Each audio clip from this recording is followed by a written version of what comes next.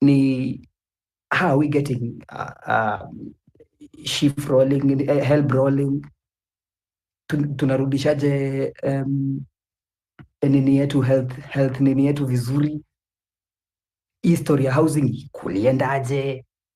Hizo ndo tunafaa tukuwe tunaongelea saizi. Mimi hata saizi niambiwe Rigathi Gachagwa anaweka kamba kwa shingo yake, anataka kujimaliza, I will not talk about it, trust me.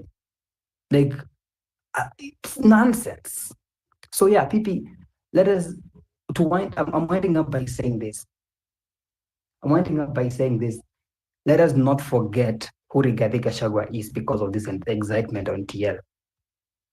Let us not forget who this guy is. He's not on our side. Okay? So he needs to go. And I'm really happy that amepitisha aende. So what we now need to do, pia our MPs, tuwapeleke pia hao. The same way wamepeleka Gachagwa, they have shown us the way. I'm really happy they have done it. They have shown us the way that actually they can actually impeach someone. Because nilikuwa nataka kuona, can they really do it? And yeah, they can do it. So kumbe they can also impeach Ruto. Very good. Pepita, can I ask him before he leaves? Kindly, Pepita. So wacha wote watoke waende. That is what I want to say. Pole pole, tutamaliza. Waturudishie IEBC, we also send these people home. And ninyi voters, next time you're going to see this, with your clapping mentality, tena mwapigie makofi. So good.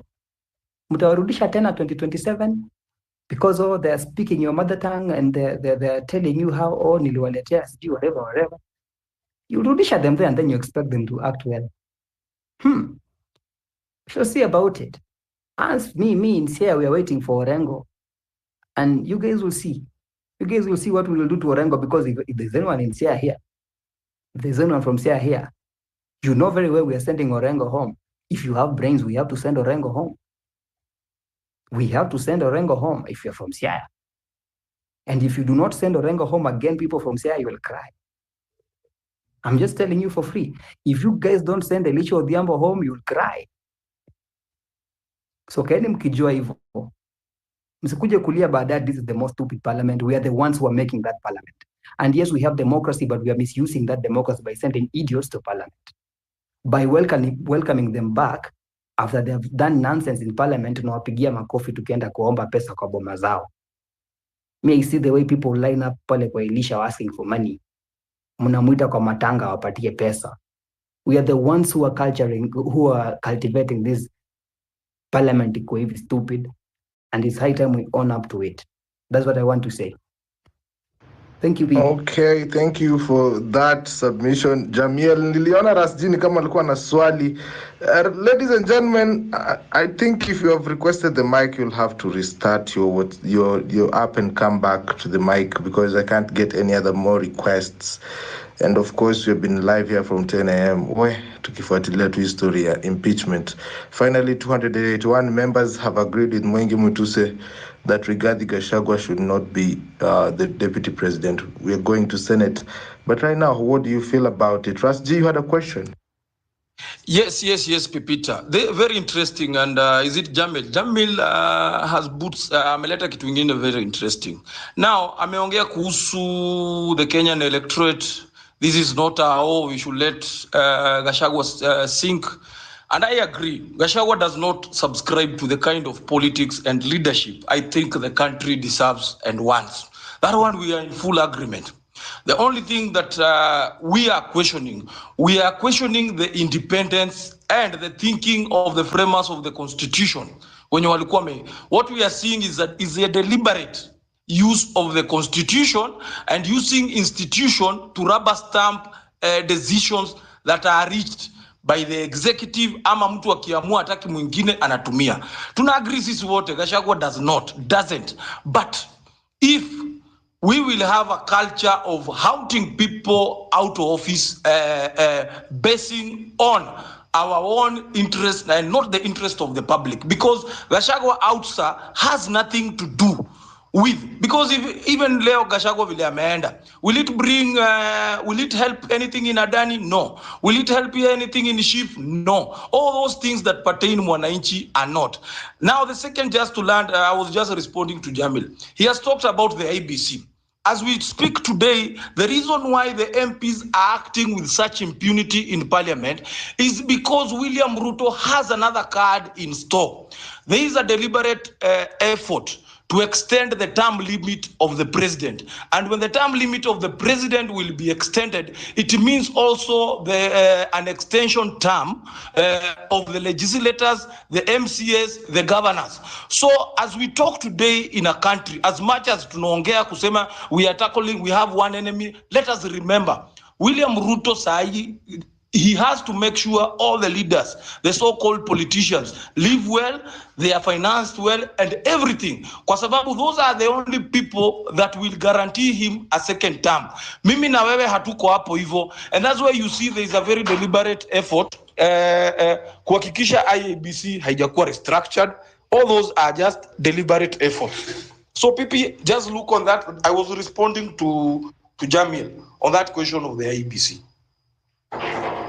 All right. I would like to play a soundbite from Otiende Amolo, yeah, and what he had to say about that.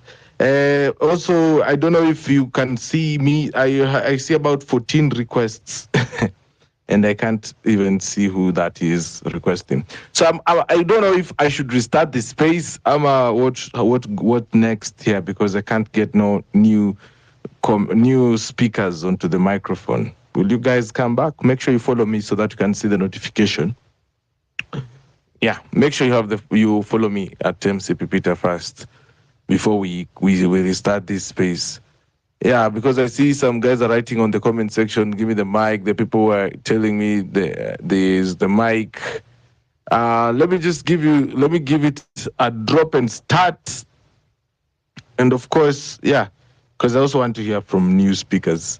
Yes. So this is Home Run People. You're just getting started. Don't go any far.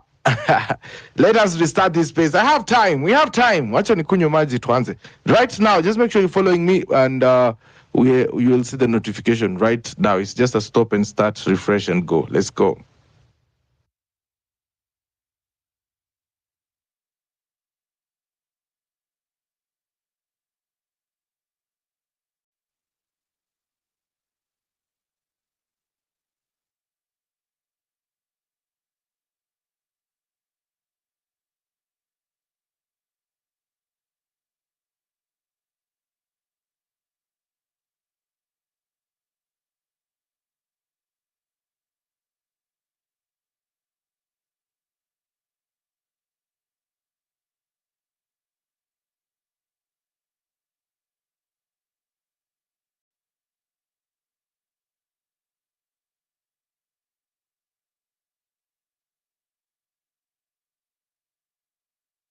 To remove the Rigathi.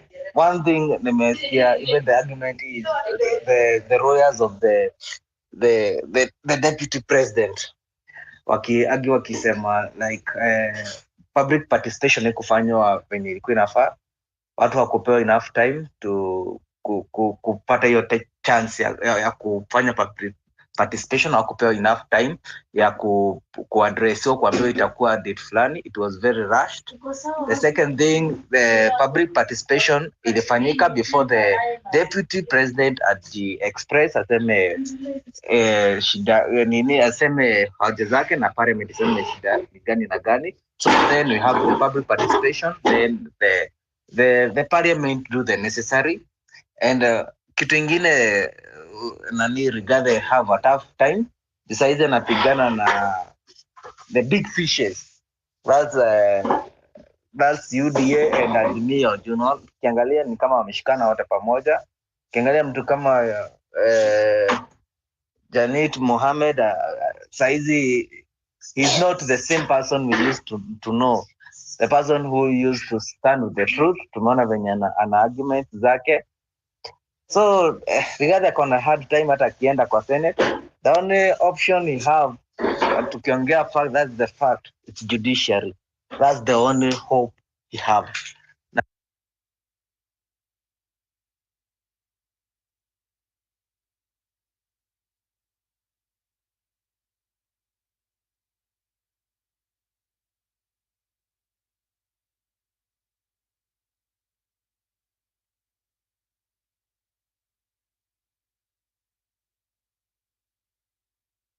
Assalamualaikum. Hello, hi everyone. I think we lost him. I think we actually lost him. So I'm going to give Titus. Titus, how are you? I can see your hand is up. I'm very fine, Edgar. Proceed. What's next? Okay, from my thoughts, number one, the National Assembly have really failed us today. I'm very embarrassed, and the National Assembly is very shameful for the action that they've taken today. What next is about now, the impeachment motion will go to the Senate, but I hope that the deputy president will be impeached again in the Senate. The only option that the deputy president is having now is he will be presenting the case to the Supreme Court, and there, if justice always prevails in this nation, then the deputy president will not go home. But when it is not, eventually, His Excellency the Deputy President Rigathi Gachagwa will eventually go home. But I want to tell you Kenyans that in 2027, a lot of things will be happening in this nation, especially from people coming from the Mount Kenya region. Thank you. Okay, let me ask you a question. The deputy president did appear, or actually yesterday he did release a press statement trying to defend himself for I think 1+ hours, and the fact that Kenyans feel like he's actually using President William Ruto's script to try and get the sympathy votes. Do you think from this impeachment, if the guy is removed from office, is it going to be a win for Kenyans? No, at all. Number one, let me just ask a very general question. What will the MPs achieve when Rigathi Gachagua is impeached as the deputy president? That's one of the questions that it's supposed to be answered. Secondly, Kenyans will not achieve anything regardless whether the deputy president is impeached or not impeached. We will not lose anything, and it doesn't have any effect. The effect about the sympathy votes, number one, deputy president will get a sympathy vote exactly the way William Ruto got in 2022. Secondly, Kenyans are now very wise, and we have the media and the social media platform. These pages will be opened. I think about the impeachment, the deputy president will come very clearly, and I'm very sure that he will do this in 2027. We'll be told about the Adani deals. We'll be told about the corruption that has been going around. The good thing is they were together, but now they are fought. So these things, all of them, the Kenyans will know everything that was going within the William Ruto's government in the past 2 years. Okay, thank you so much. I hope I'm audible. I was trying to change my devices and trying to add new speakers. So first things first. Number one, the IBC has not been reconstituted. And that is the biggest problem we have as a country. Without an IBC, we cannot conduct a general election. We have so many seats that either the members died, for example, the Magarini, and also the members that were appointed to the cabinet. So we cannot conduct a general election without IBC in place. And William Ruto is playing a delay tactic in terms of reconstituting IBC. Today, it has been proven that our National Assembly is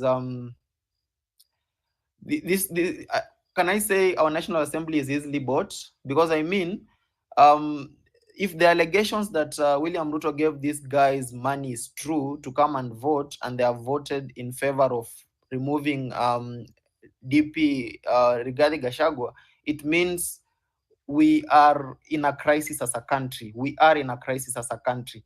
So I really need us to have this conversation. I mean, IBC has not been reconstituted. Even if we are going to call for dissolution of parliament, which I feel like it's a very good move if we are going to dissolve parliament, because I mean, these are the same people that are going to pass punitive laws that are going to injure local Wanjiku. These are the same people that are going to pass these Adani deals and the punitive funding initiatives, funding university initiatives, and bills like the GMO, opening GMO food to this country.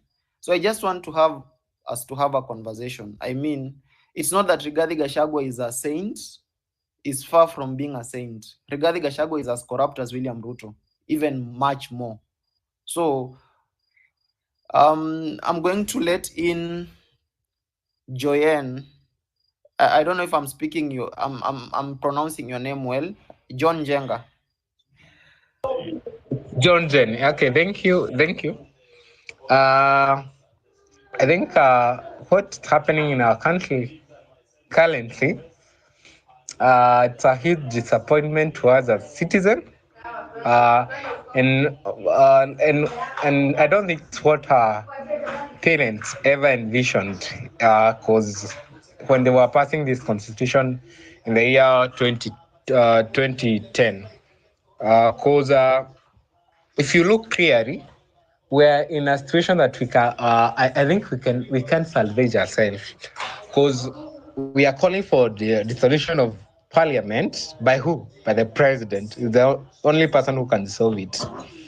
Second, we are saying impeach both, which is not possible. It's either we impeach the deputy president, which have happened through the parliament, through the parliament, it's called through Senate. I know also they will impeach him, through, and then that all legal process that will follow in the courts.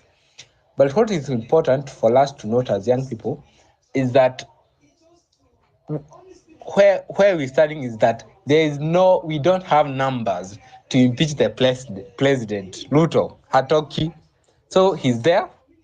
Second, the president does not have that goodwill to solve our problems. Yeah. If you remember what he said, allowed 25th, 26th, 27, allowed allowed that week in June this year. He said he is going to reconstitute the IBC. He's there to do so. So that is the biggest problem that we're having in our country. And I think currently we should not be calling for CG we dissolve the parliament, because the president is not going to dissolve it, definitely. We should not be calling to impeach the president because we don't have the numbers, the parliament, to impeach the president. So what will be our solution then? Because the MP has shown us they have the powers.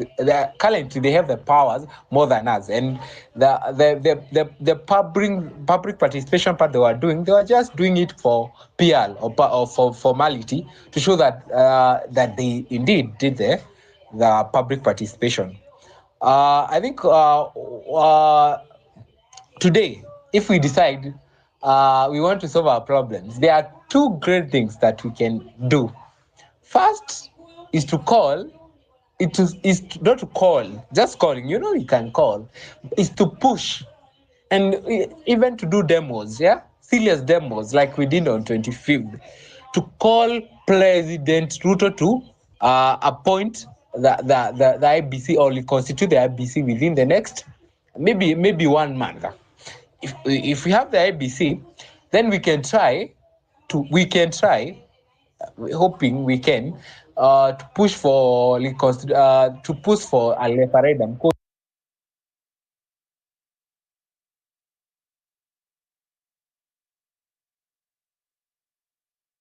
Number of sensational statements that were made by one presenter here before we fell off, and the argument was that this happens all over the world, and he went further to quote that it has happened in the US. I think that was an error, in fact, in the sense of that though we borrowed heavily from the way we want to impeach the president and the deputy president, or the vice president, as it were. But then we forgot one aspect in our constitution that required that if there is maybe a member of the National Assembly, or maybe if we were borrowing from the US, then that would have been maybe a member of the House. Then what would have happened that once that motion is introduced, we're supposed to have the committee that is supposed to investigate those allegations or the articles of impeachment. And once that committee has investigated and felt that there are sufficient grounds to proceed in the impeachment, then it comes to the House. So one of the biggest dilemma that I had in listening to all these things is the simple concept of substantiation, very simple, which I felt like quite a number of them were merely political allegations and things like those. So when we omitted that aspect of our constitutional, from our constitution, I feel like then that's where we had some gaps in all this, the way those 11 grounds were being laid. But that as it may, the other aspects that we pride ourselves in is that obviously once we move from the National Assembly, which we are now done, then we are moving to the Senate, which is now probably is a trial now. We're really going into the trial.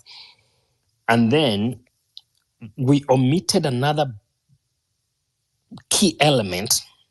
Again, I want to keep drawing you back that we pride ourselves that in the 2010 Constitution, we did this because we wanted it to mirror, to a larger extent, though we did mix a few things here and there, to mirror what happens in the presidential system in the United States. Then we forgot an aspect that happens in the Senate in the event of an impeachment in the US compared to in Kenya. In the US, when we move from the House of Representatives and we are moving out to the Senate, the person who presides over the impeachment in the Senate is the president of the Supreme Court. It's actually the Chief Justice who does that, because so what happens is that the Senate acts as the jurors, like as a jury, and then of course we have a committee that is supposed to come from the House, and in this case the National Assembly of Kenya, to act as prosecutors. So to prosecute the case, the National Assembly is sort of a committee that's coming to prosecute the case, and then of course the Senate acts as the jurors, and then of course the Chief Justice will act as the president of the Supreme, the way it was. Now, so that is the point that I felt that we missed that argument. Let me land by talking about, because I know we are going to get into discussions about what we observed today and what our feelings and expectations and all that. Then my case, based on what we have right now, going by it, if it happens that Rigathi Gachagwa gets impeached at the Senate, I would say that this situation should end there. This whole point of saying that after impeachment and then you are going into the courts, I think it's a completely meshed and messed up situation in terms of the spirit and the expectation of what impeachment was supposed to serve. We have a very fraudulent process. One of the things that we borrowed wrongly, which was like a bad habit that we borrowed from the US Constitution, is that, okay, then once, and then we missed 2 points. So we borrowed one bad thing and then we missed another point. So one of the bad things that we borrowed is that in Kenya, we are trying to run away from the issue of the president having the discretion to be picking the running mate. We borrowed that, of course, from the US Constitution. I can tell you that for a fact, that now the president will have the discretion to nominate a candidate that will go into the National Assembly, and the ones approved becomes the deputy president, because I think we omitted the word vice, then becomes the deputy president. So people, here is the danger to that, because then what happened is that we resorted into the old system that we are running away from, because we know what's been happening. We put the layer of the National Assembly, yes, but we know what happens, with the nominations. Almost 100% have been approved.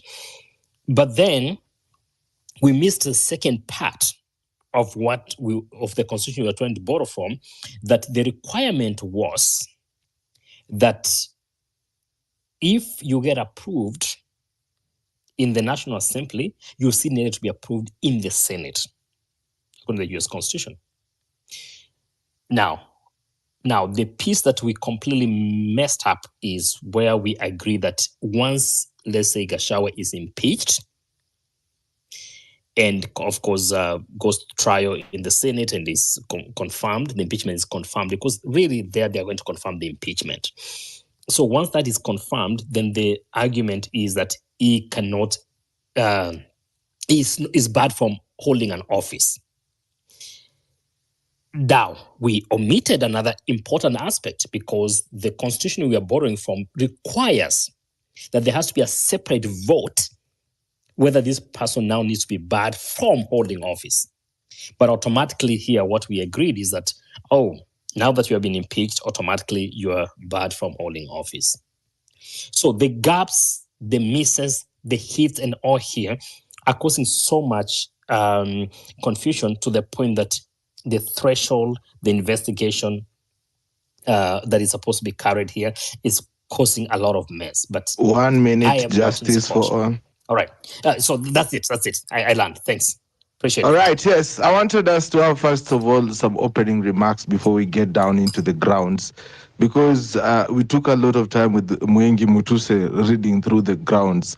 I've been sitting here from 10 a.m., so don't you worry if I sound grumpy, but I'll push the mic around. Just request the microphone. Shushu, then Ayo and Geodesic. Pipi. Yeah. Kuwa timekeeper wa ukweli. Unajua justice ameenda almost 20 minutes. Ngapi? 20 minutes. Nimekuwa nikiangalia. Nimeanza space na dakika 40. Yeye ameanza. Nimekuwa nikitime. Luka ameongea, Justice ameongea. Tukue wa kweli. Okay, sawa. Umenifanya nikuwe kama weta. Anyway, sawa. Aya. Let's do it. I'll give you 4 minutes and I will time with my clock so that I can be fair. 4 minutes, ladies and gentlemen. Yes. So Pipi, according to me, hata mimi sitetei Gachagua, lakini nimekuwa nikifuata that procedure so that tunaweza learn sheria vile sheria huwa inafanya kazi, because there's some people hata hapa hawajui, wanasema sasa Gachagua amekuwa impeached, ameenda nyumbani. Bado I don't know, ikienda according to me, the justice atatuambia, ikienda Senate wa muimpeach, aende kotini. Kuna kitu naona sasa Parliament wamefanya haraka na wakamiss some points. Procedure. Unajua ukiwa na makosa kama ni 10, na hizi ni makosa tofauti. Hata judge anasema makosa number 1 nimekufunga 3 years. Makosa number 2 sikukupata na makosa. Makosa number 3 nimekufunga miaka hii. So zinakuja zinabebwa hiyo miaka yote inawekwa pamoja, unasabu. But this one imebebwa lump sum. Hatukujua amekuwa impeached kwa makosa number 1 ama ni number 2 ama ni number 3. You know, it's good tunasoma constitution vile inafanya kazi. Hata nimesikia mwingine hapo akisema ati tuta-impeach MP. How? Tutaenda tu-impeach MP. Hatuna haja na Gachagua, tunataka kuona hizo process vile zinafuatwa. because hawakuchambua. Hata unaona governors wakienda kuvote kura ya impeachment huwa wanasema makosa ya kwanza votes ni ngapi, makosa ya pili votes ni ngapi, makosa ya tatu ana votes hiyo ameshinda, hiyo hakuwa na makosa. So hii ya Gachagua ndani ya parliament haikufuata procedures according to me, ilibebwa tu lump sum. Sasa hatujejua ni makosa gani wameimpichia Gachagua ndani ya parliament. Maybe tutaona Senate, tuangalie Senate nayo itafanya nini. Senate itafanya, sababu Senate huko ndio wanasema wale ndio judges, watafanya the way parliament imefanya. Nataka hapo hivyo tufundishane, tuelimishane hapo, watu waje kusema sasa amekuwa impeached ameenda nyumbani. No, bado. Naweza sema ameenda nyumbani, tomorrow nampata pale mtu anauliza kwani alikuwa anaenda Senate. Kesho tena umpate kotini, koti impe order ya kustay. So pipi ni mzuri tuelimishane hapa, watu waelewe procedures na nini. Justice anaweza kutueleza kama hapo hivyo ilifuatwa procedures. Okay, nimeland.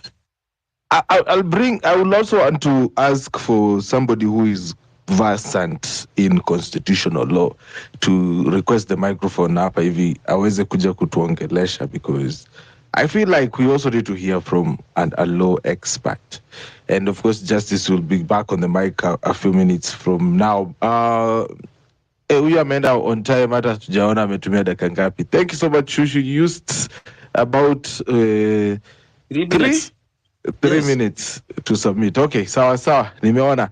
Haya, nataka kuanzisha the timer for the next speaker, that is Ayo the 6th. Mzee, habari yako? Unanisikia? Habari yangu iko tu sawa. Nashukuru Mungu. Ndio. Nakupata. One day at a time. Nimesikia wenye wanaelewa sheria venye wanaongea, and I've been listening to this proceeding since yesterday, tangu Gachagua aongee hadi leo, you know, and following what has happened, I think I don't want to say anything whether he was supposed to be impeached or not, but my question is to the integrity of our members of the parliament. I just have a few reservations, and those reservations that comes in forms of questions are if they could all appear, if they had the energy, na walikuwa na mafuta ya kuapia kwa parliament, I mean kwa bunge impeach, vote in na impeach Rigathi, where were they during the reject finance bill? And that's the first question. And wameongea hizo vitu zote about Gachagua. Where do they stand? How wako aje? How clean are they? I could see other MPs really heckling there na kuongea nonsense. Wengine hata walikuwa wanaongea kijaka ndani ya whatever, ndani ya your house. Na niko like, are these leaders not supposed to be representing all Kenyans or what? But then again nikakumbuka, you know what? Probably nikisema hivi si ati nahurumia Gachagua. Probably this thing has been, you know, ikona ka interest mahali. And what does that mean to us as Kenyans? Tunaweza piga nduru hapa, yes, ameimpeachiwa. What happens to our IBC that has not been reconstituted? What happens to you know, the MPs that are corrupt and hawafai hata kukua hapo? Those are the kind of questions that I'm asking myself, because we are here right now. Yes, DPC saint na seti na murumia na misi mtetei, but again yeye pia alichemsha na he was supposed to go there and represent Kenyans, but he went there na stories that tribalism, watu wa Mrima, it's like Mrima was the only thing on his mind and not Kenyans at large. But whatever has happened has happened. Now we go, and if you understand the law again, after the impeachment, now we go to the Senate. After that, now probably kuna hizo koti and so on and so forth. It's not yet Uhuru, it's too soon to celebrate, but the question is, where do we draw the line when it comes to our MPs who represent Kenyans? When we needed them, they were nowhere to be seen. Hawakuwa pia hata during rejects finance bill, na ndio kitu ilifanya hata tuuliwe, mandugu zetu na madada zetu wauliwe, but saizi wako. So who's sponsoring this whole thingy? Whose self-interest is in here? Juu kuna MP moja ali-restrain aku whatever. Who is that one MP that did not vote or wanaitaje is it restrain ama whatever abstain. Yeah, who is that one MP that abstained? Why did he abstain? Unaget, mbona ali abstain? Nini, what is it for him to abstain or whatever? So I have a lot of questions, and I think our MPs are so immature. Seeing them today argue in Parliament, they are so immature. Na niko like, we really need to rethink the people we call our MPs, and we really need to now go full throttle when it comes to the next elections. Because for me, I was like, this is not who we really need to represent us, regardless of whatever they've decided. At the end of the day, they don't really need to represent us. Ni washenzi, to be honest, they are so self-centered to some extent. Na niko sure they have something to gain from the voting pattern that we saw today. Hi. Hey, asante sana Ayo for that. Let's hear from Geodesic. Habari yako Geodesic? Mambo baby. Poa sana. Are you not entertained, bwana? I think sijui hata nianzie wapi. I think tu leo wenye tumekuwa tukiwitness the whole day. It is what we expected, and even imesurpass our expectations. Kwa sababu the parliament actually just proven whatever we were just expecting, the rubber stamps.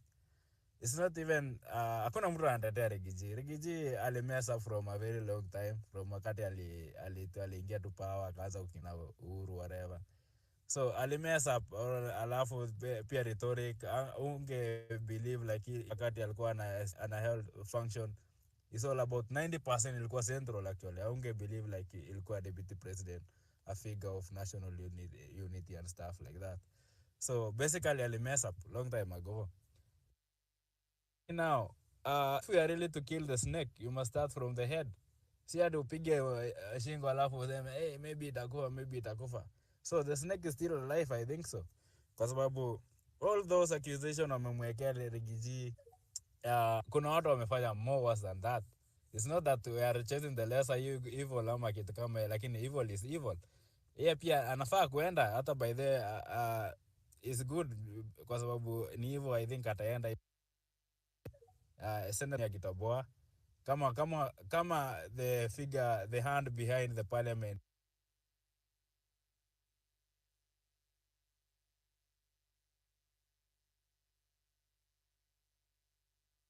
I think we lost Geodesic. Geodesic, are you there? Can you hear me? Yeah.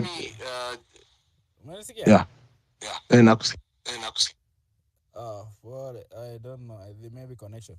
So what I'm saying is that the handage may buy the MPs is much more bigger than what we think, and I don't think the Senate will be as inexpensive. Itakuwa very easy. So I think Rigiji is just going home. The courts, I don't know about that, but I think anaenda. But all the Kenyans should know right now is we are on our own. Actually, we are on our own because things that involve the common mwananchi, mambo ya shift, mambo ya dani, mambo ya housing, basic stuff ile inakusaidia like normal wewe pipi, mimi hapa, jamaa jirani yangu pale.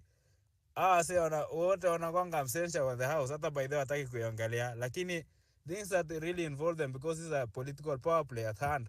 Like ni kubwa, ni big scheme. So we don't know the direction, lakini kuna a very big game, but basically bottom line we are just on our own. That's my submission, man. Thank you.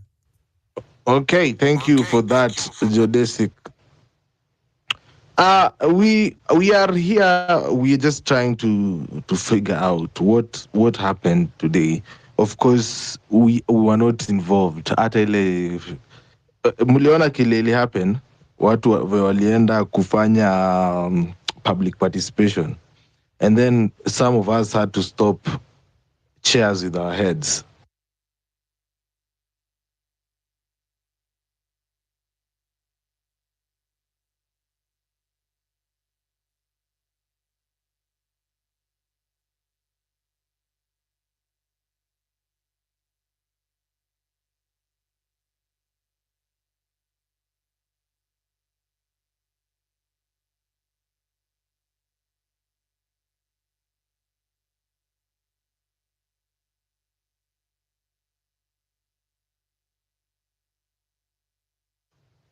Resk, are you there?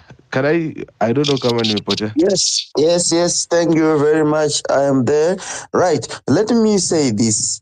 At one point in time, I heard commentators saying that Ruto is hard-hearted and he cannot forgive anyone. I think that is what has happened today. That this impeachment saga was started by Ruto. And if Ruto wanted to protect Gachagua, I think he was supposed to do it. But he exposed him because he wanted him out and because he's not forgiving. And apart from that, if we check history, you note that Uhuru tried his best to protect Ruto from impeachment. Otherwise, even if the impeachment was going to fail, but Uhuru stood as a statesman, saying that I need to protect my deputy president. Because if the deputy president is bad, it means the president is also bad because he's the one who selected that particular person. But however, let me say this. Gachagua amekuwa na makosa mengi sana. He had a lot of problems, a lot of issues that I think it is very difficult for him to get out of those particular issues. Number one, before Gachagua was awarded the deputy presidency, the amount of money that was in his account and that was in court, it was through corruption. That is a point which is so serious. But Ruto decided to remove that particular case. But now he is bringing it on the other way around. But what we are saying is that Gachagua has been exposed for a long time by Ruto. For example, Gachagua also dug his own grave when he supported one man shilling, one vote, something of that sort. He was isolating himself from the entire tribes of Kenya, those small tribes. That is why he did not discover that, talking about one man shilling, one vote was a disaster in the making. In the sense that people from Turkana or other small tribes in Kenya, they may not support that. So he was supposed to cool down, but he was ahead. So he was just creating his own grave because Ruto was setting him up and it actually paid a dividend. But what I want to say is that Gachagua is going to go. But it is not going to be easy for Ruto's leadership because as long as the people from the Mulima are in discontent, Ruto won't enjoy the last part of his presidency because anything can happen to him at any time because those people are able to mobilize some of his enemies. However, we'll see how it goes. But let me conclude by saying that Ruto made a blunder of not protecting his deputy president like what Uhuru did to him. So that is going to become a problem. I think the problems for his regime has already started. That is the beginning of his problem. But we should not refute the fact that there are problems that were raised against Gachagua, President Rigathi, especially the issue of money, corruption, investments, buying of hotels and other things. Those things seem to be genuine, but Ruto could have done something to protect him. Failure to protect Gachagua, it means Ruto is not very far away, is going to follow suit. But whether it is through Parliament, Okay. So you're thank you saying very much. Acha justice kidogo amalize. Maliza res. So what I'm saying is that what is happening is that Gachagua is falling the cliff but at the same time, he is catching the leg of Ruto. So I believe that very soon they will follow each other on in that particular cliff, because Ruto amefanya makosa too, because he did not protect his deputy president. Because this particular post, as you can see, is like co-joined twins. If you kill one, all of you will die. Ruto may not die today, but maybe in 2027 he may die if he cannot die before 2027. So what I'm saying is that he has created problems for his own safety, problems for his own leadership, because what he did was not expected. Yes, we know that Rigiji is a thief, is a problem, but he should have done something to protect this person by all means, like what Uhuru did to him. So someone wanted to ask questions. I think I may stop here unless there are questions someone wanted to ask. Thank you. Yeah, so Justice, you had a point of order. Kindly, if you want to have a point of order, inua tu mkono hivi, so that we don't have I a apologize. I would heckling. definitely raise my hand. I think the presenter simply completely went against the movement. The point of order on my part is that his admission that yes, he agrees that Gachagua has a problem, need to be impeached, but Ruto should have protected him. That is the impunity of the greatest statement I've ever heard. And you're talking about that if there are grounds, sufficient grounds that he should be impeached. Nobody should protect anybody. So you're saying that he actually meets the criteria to be impeached, but needed to be protected? Is that the argument? That's the point. I literally you threw me off on that, because you're arguing that the reason as to why Ruto wasn't impeached is because he actually met criteria to be impeached, but was protected by Ruto. We need to be clear on this impeachment issue so that we don't confuse between what we feel like this person should not hold office, but not by reason of impeachment. That's the point that I thought was a little, and you have advanced it like quite a bit in your presentation. Yes, what I'm saying is that politics is a dead game. It is not a fair game like the way you are taking it. Sometimes in politics, you need to protect a devil for you to advance to the next step. Look at what happened. Uhuru Kenyatta and William Ruto killed Kenyans during that particular post-election violence, but they were protected by politics for them to become deputy president and president. So that is the nature of politics. Politics is not there to talk about the clear justice. It is there to actually try to protect the devil justice. So what we are saying is that yes, Gachagua had a problem, but Ruto was the last man to protect him. He was able to do that, but it appears as if he wanted him to fall to the what?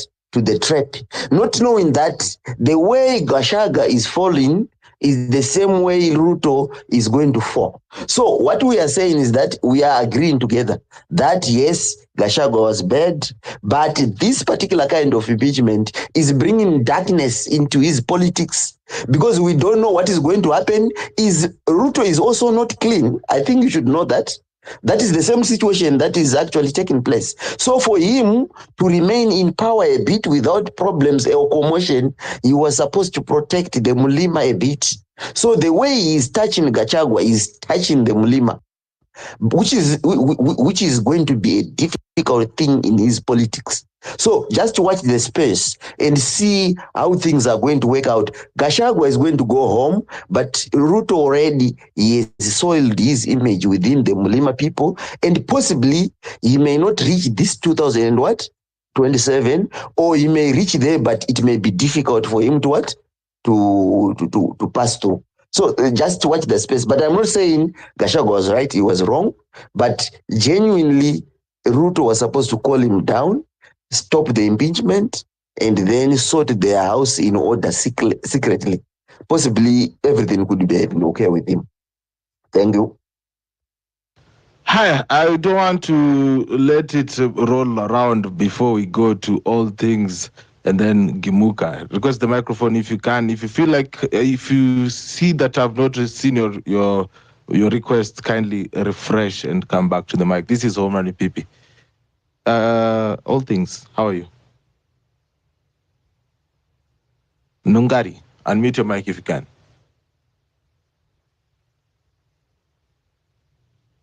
Okay, Gimuka, can you hear me? Yes, I can hear you, Professor. Okay, talk to me. First of all, I'd like to say thank you for the opportunity and wonderful to have you all, Wakenya, wenzangu. I think maybe to go directly to my point, whether successfully Rigathi is impeached or he is not, which both at this point are a possibility, I think we are at a very interesting state as a nation and as a people, especially as the people of Kenya.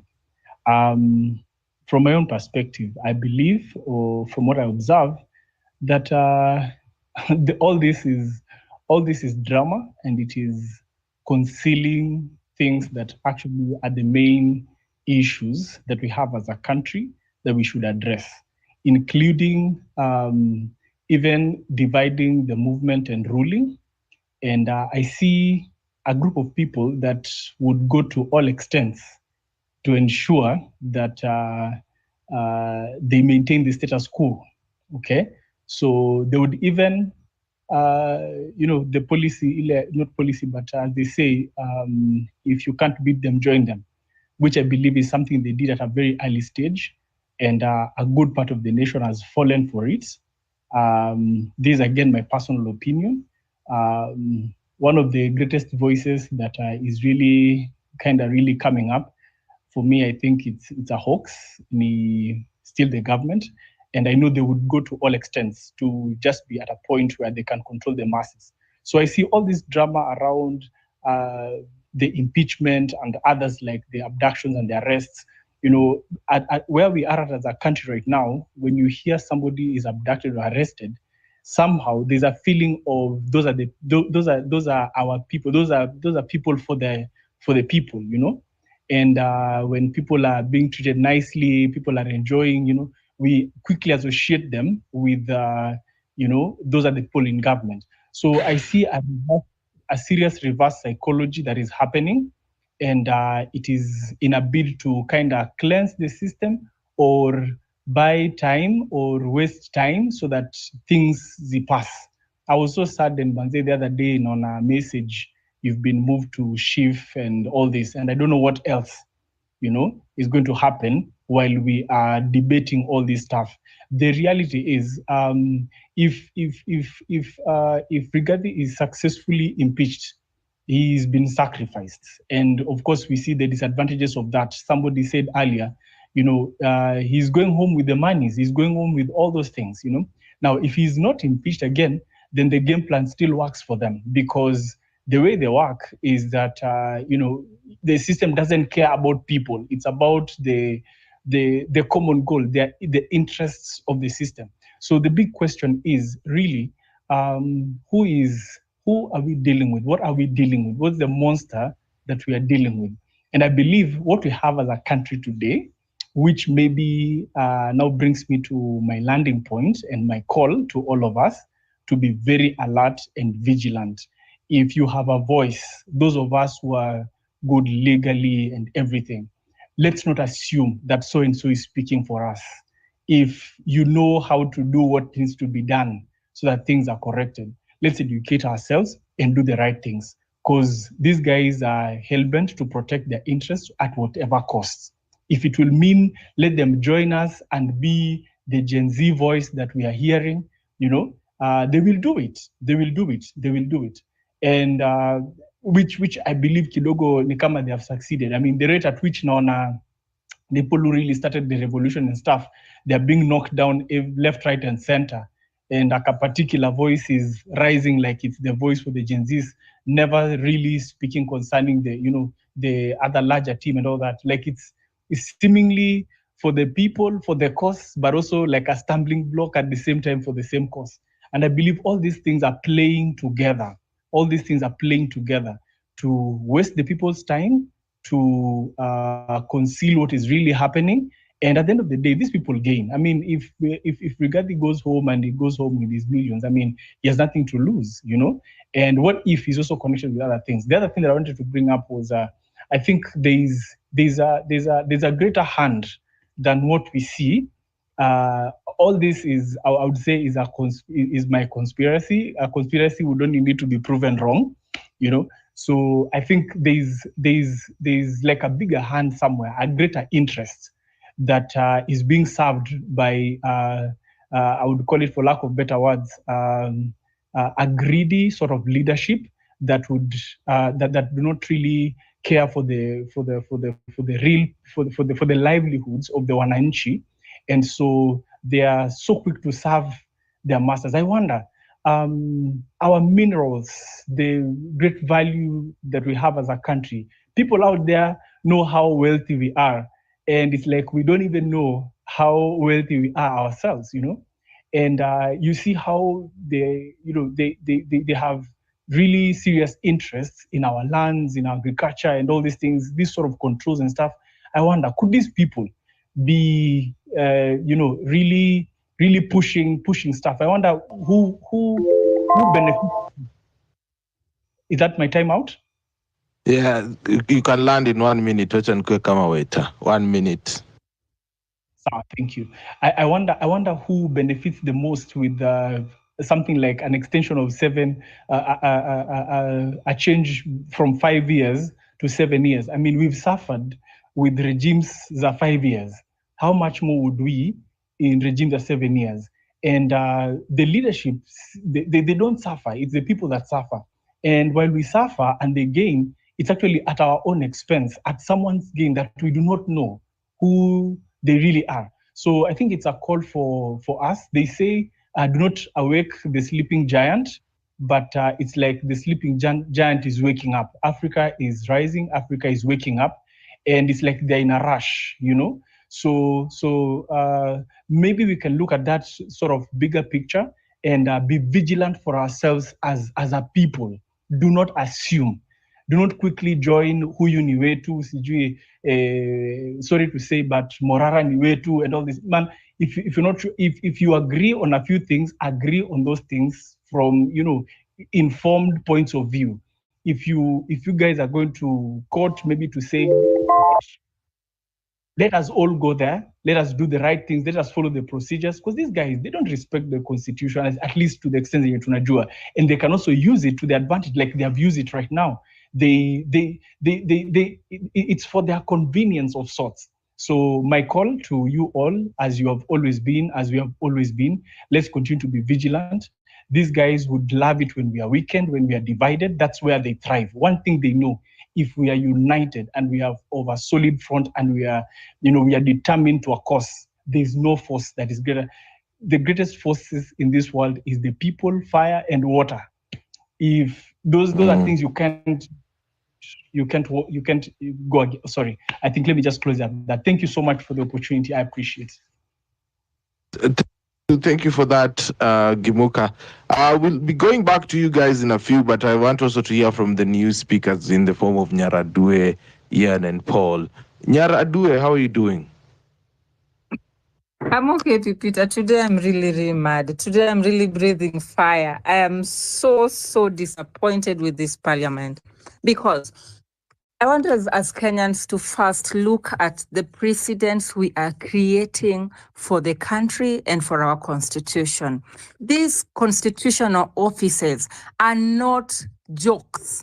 They are put in our constitution for a reason. But what we have done today, trust me, with this Kenya of today, tomorrow, a governor will sleep and dream that his or her deputy is strangling her in the dream. Trust me, the deputy will be impeached. And therefore, we are creating new offices called use and dump.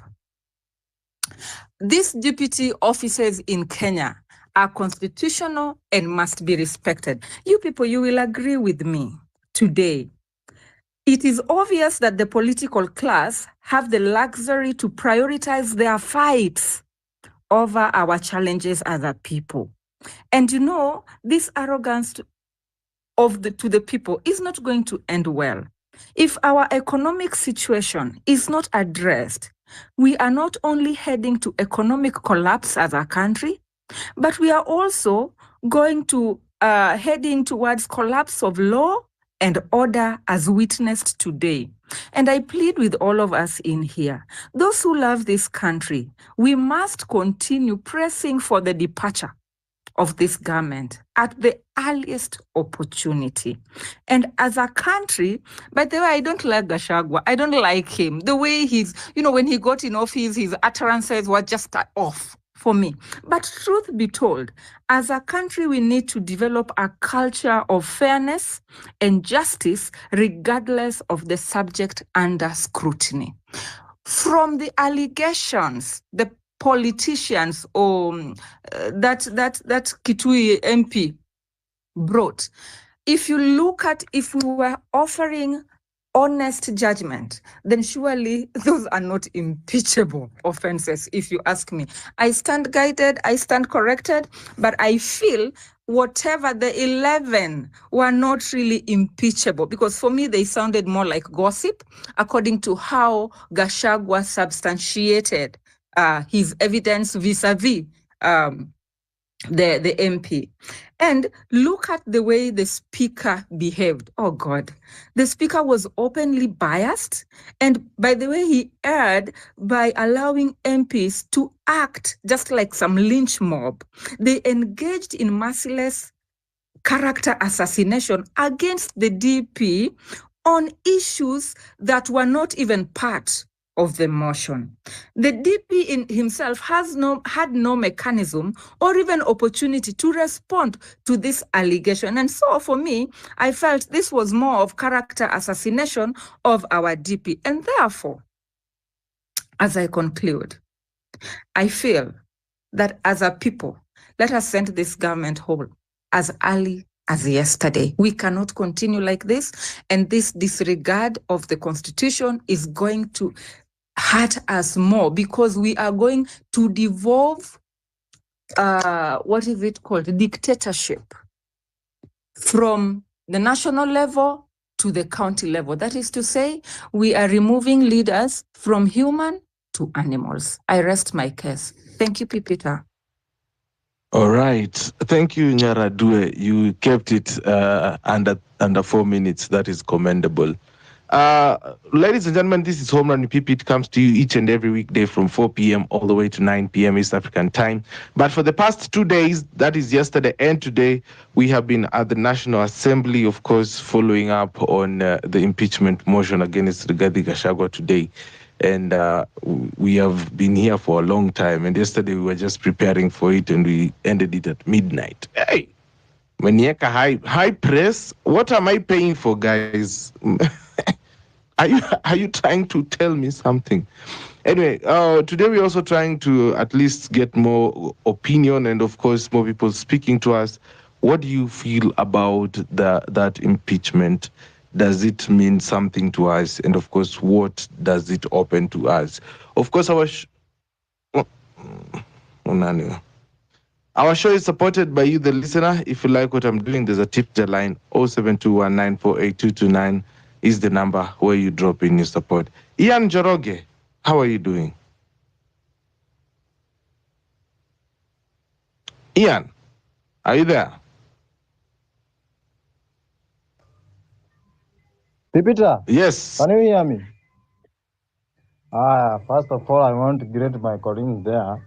Then I appreciate my previous speaker, that is Nyaradue, for her remarks. Then, for this motion about impeachment, I don't, miss just jaipendelea kwangu. For those 11 girls zenye amemwekea hapo, miss sijaona kitu yenye amefanya tinaweza fanya impeachiwe.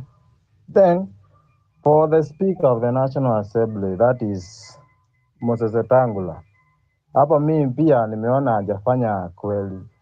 Yaani hakuna venye wewe unaweza kuwa judge lakini you are celebrating your partner to be impeached. Then kuna huu jamaa anaitwa aje? Huu previous speaker alikuwa anaitwa nani? Let me confirm here. Gimuka amefanya remarks zingine hapo ati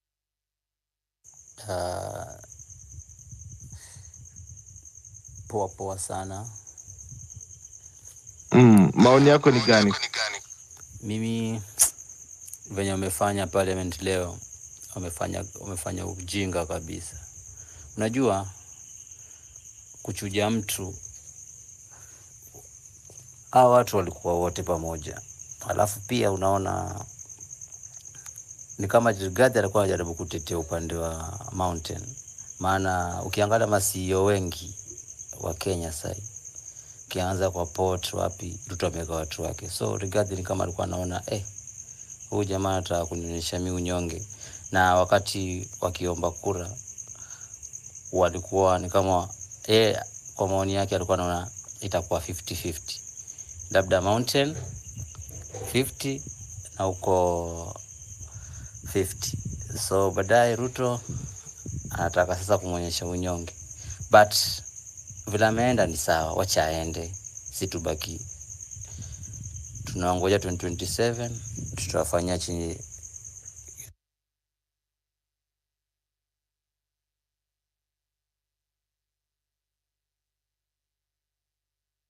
Ala, kwani nini inaendelea? Ama umemaliza Brian? Jamani,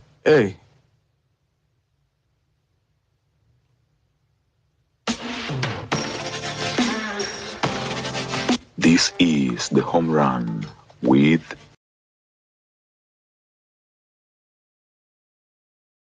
Let's hear from Steve Juma, then all things tusikie kutoka kwa all things. Steve, how are you doing? Thank you bro. Unajua nilikuwa nasikia huyo jamaa akiongea, huyo brother hapo. Unajua sasa tuko Kenya, labda ashakuwa abducted, so tunaomba ako safe. Okay, I'm not a happy man this evening, and in fact I began to be very worse from yesterday. Things are not adding up in this country. Things are not really working for us, especially Kenyans who send their representative to the August House to represent their views or to deliberate and debate on their issues. Parliamentarians have shown us that their interest comes first, their ego comes first. Whoever they are playing their tune comes first. In fact, Parliament works for the executive, not Kenyans. Kenyans are on their own. Our agenda are not pursued in the Parliament. I don't know whether impeachment of Rigathi has already sorted issues to do with the health. Now, I don't know whether it has sorted issues to do with the school fees, colleges. I don't know. But you could see the zeal, the passion, the drive, the ego, the attendance. And the other time when we were dying on the street, some politicians were not in Parliament for their obvious reasons. Now, impeaching Rigathi as if Rigathi is the head of state.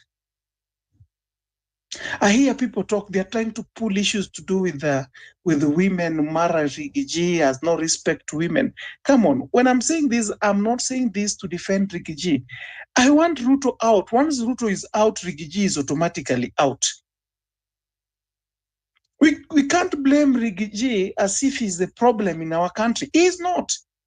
A brother of mine has just shared his view here. Rigathi speaks the way he said it even during campaign. And we cannot say that Rigathi has acquired wealth through proxies, through what? Kwani nani yako kwa hiyo serikali ambaye si mwizi? Nani hajaiba kwa hiyo serikali? Ruto akona nini sahi? So then you say Rigathi is tribal. Ebu chukua hiyo kiti ya deputy president, si Wahindi pia ni wa Kenya, wamekuwa registered kama Kenyan sahi. The Nubians, wengine wanaitwa kina nani wale wa Mozambique ama Zimbabwe, someone can stand being corrected. Ama aenda peleka pale kwa minority kama Pokomo pale, pea deputy ni Mpokomo, usikie hiyo Mount Kenya italipuka ama italipuka, if you mean Kenyans are not tribal. Look at Minister of Energy for example and Petroleum, hiyo KPC ni wakina nani wako hapo kama si wakale wote? Na sisi tunapangiwa kwenda kuosha wazee sijui wapi Saudi Arabia, sijui wapi, na pia ni story tu za jaba. Yani unadanganywa, hiyo kudanganywa bado pia ni mchezo tu. Yani huwezi amini rais anasemanga ukweli saa ngapi. Alafu saa hii MPs mpaka opposition ambao pia siku hizi si opposition, yani watu wamekaa tu kama watoto tu wana celebrate. Now Peter, this is something I really want you to help me champion for. I just think that is high time all those who are working for government, I would say this in other forums, all those civil servants and state officers on that matter should go to, or when they are sick, they should go to public hospitals. Kama we ni governor, aende Mama Lucy,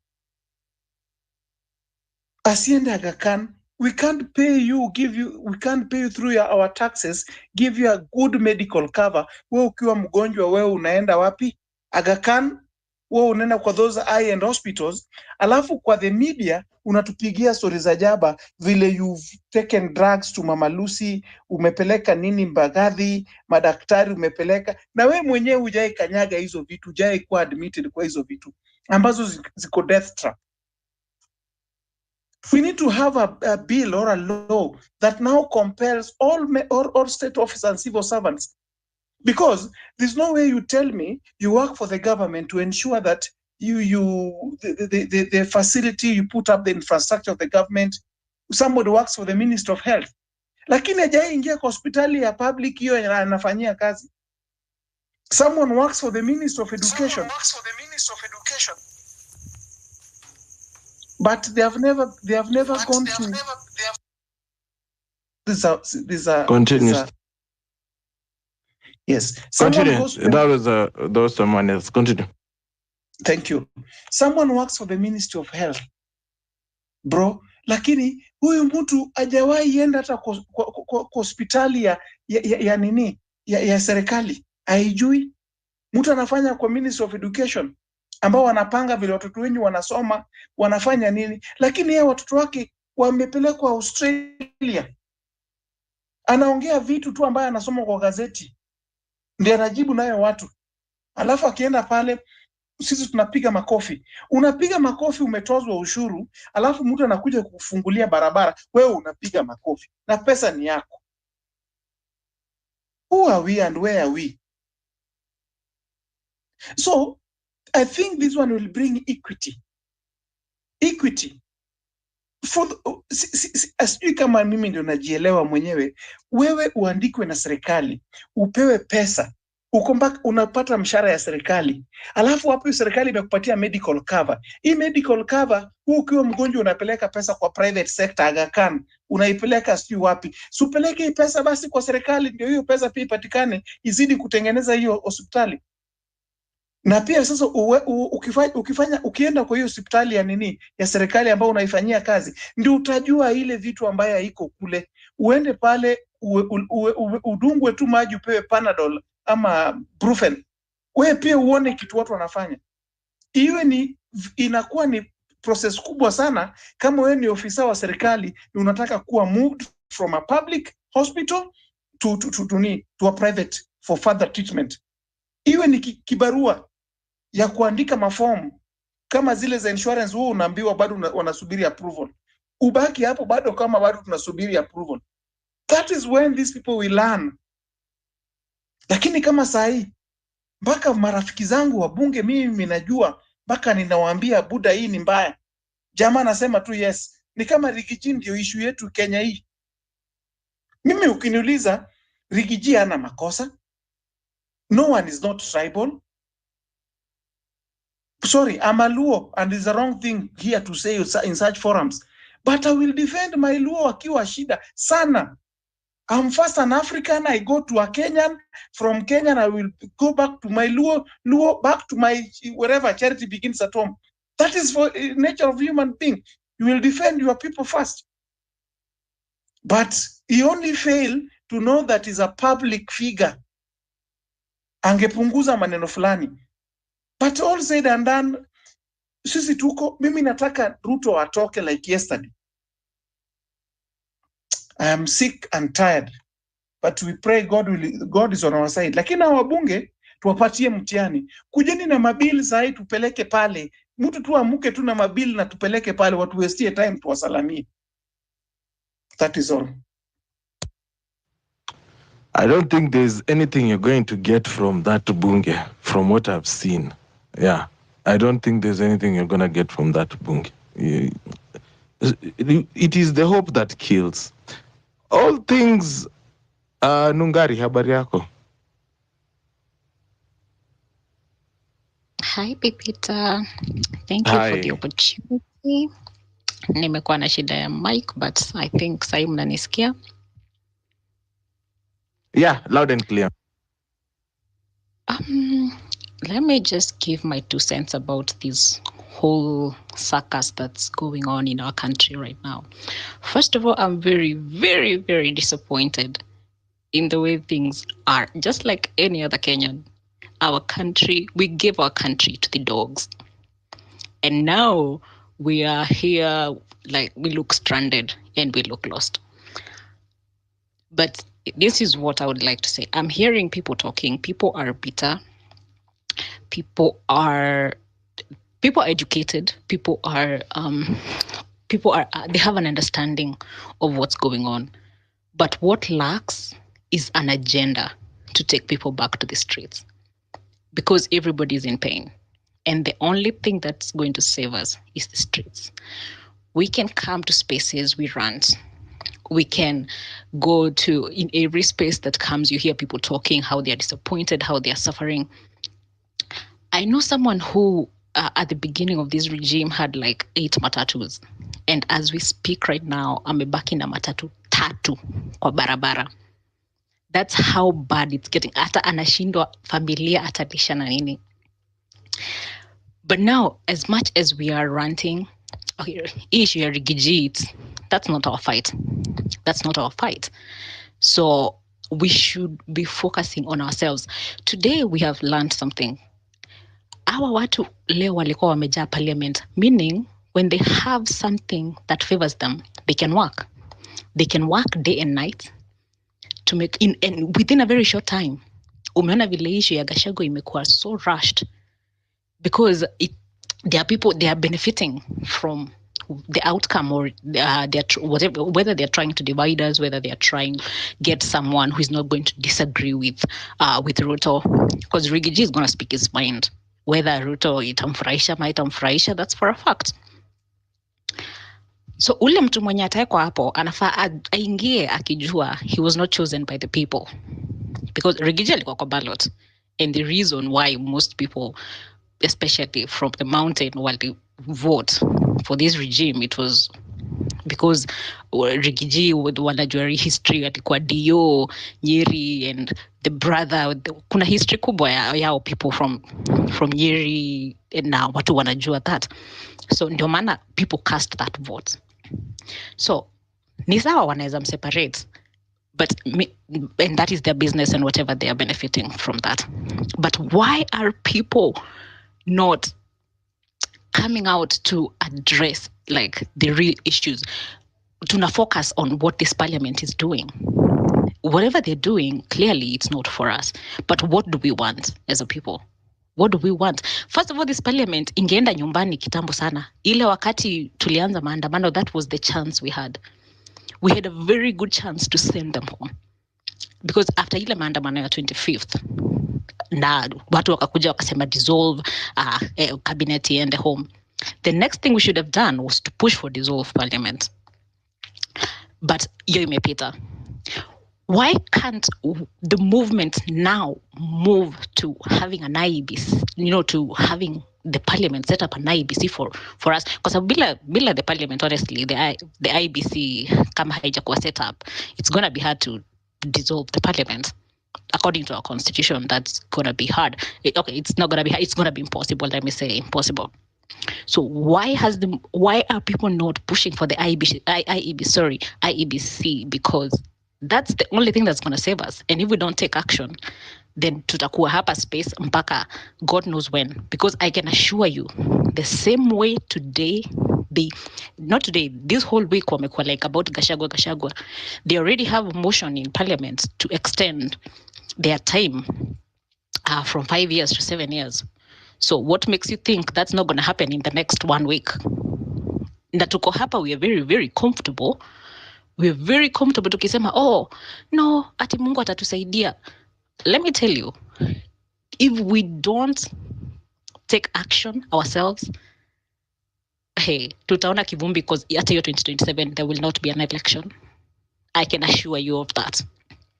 And people, until watu wasikie wako uncomfortable enough, kwa sababu what this government is doing, it's pushing our limits. Waone how far we can go.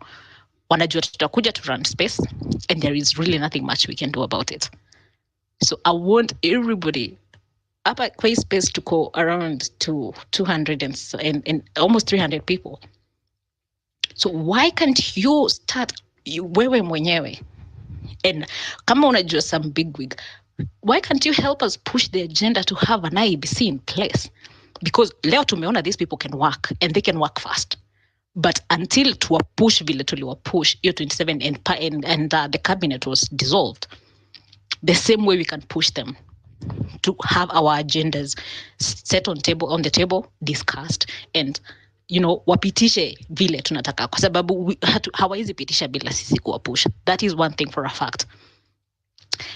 Also, I don't know, we should make the ground so hostile for them. I don't know why we are making them have peace. It should be made so hostile that these people know that hatutaki mchezo. Why are we making them, mtu anaenda analala vizuri, inafika asubuhi, alafu anaenda parliament kuanza kufanya vituko huko? Why are we letting, yani zile mashida zenye tuko nazo sisi ndio tunasikia uchungu, but wao wanaenda huko wanaiba pesa, wanafanya nini, and we are making them feel so comfortable. That should not be happening. We should not let that happen for another day. And starting tomorrow, not even starting tomorrow, starting today, we should start pushing for an IEBC immediately. And immediately that IEBC is set up, that parliament should go home immediately. It should be dissolved immediately. Because our watu leo tumeona what they can do. That means starting tomorrow, a motion is already in place to extend their term. So that means 2027, hakuna election tunaenda kufanya. So it's either we fight back, ama we continue ranting on these spaces until there is really nothing much we can do about it. So it's either now or right now. And hizi zingine wanafanya, hizo ni side 1 minute. Okay, hata namalizia. Hizo zingine ni side shows. Na the agenda right now, tunafaa kuwa na a very clear agenda. We want an IEBC in place, period. Tukipata IEBC, that is it. And until that happens, we should not let these people rest. Whether it's your area MP, especially your area MP, we are in different places as we speak. We should not let these people rest. We elected them. Wanafaa wajue sisi ndio wanafanya kazi. And if you're comfortable with what is going on, wacha tuendelee kukua tu hivyo, kwa sababu asiwezi fanya kazi peke yangu, huwezi fanya peke yako. What they're trying to do is to divide us. But if we unite once again, I know this is going to be possible. This is going to be, usisikize hizo side shows zao, sijui mnaelewa what's going on right now.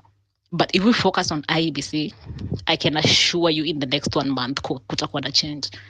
But wewe, mimi, tuanze kupush mambo ya IEBC, please, I am begging you. Can we get this done? IEBC. Sahi hakufai kuwa na talking ingine until an IEBC is set in place.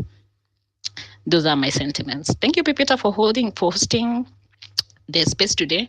And okay, nita drop two nisikize what people have to say, but I want you please to push hii agenda ya Okay. IEBC. Hizo All vitu right. zingine. Okay, thank you for that. And of course, I think you can see that list that I've put out I'm coming up with a new focused list of points to address.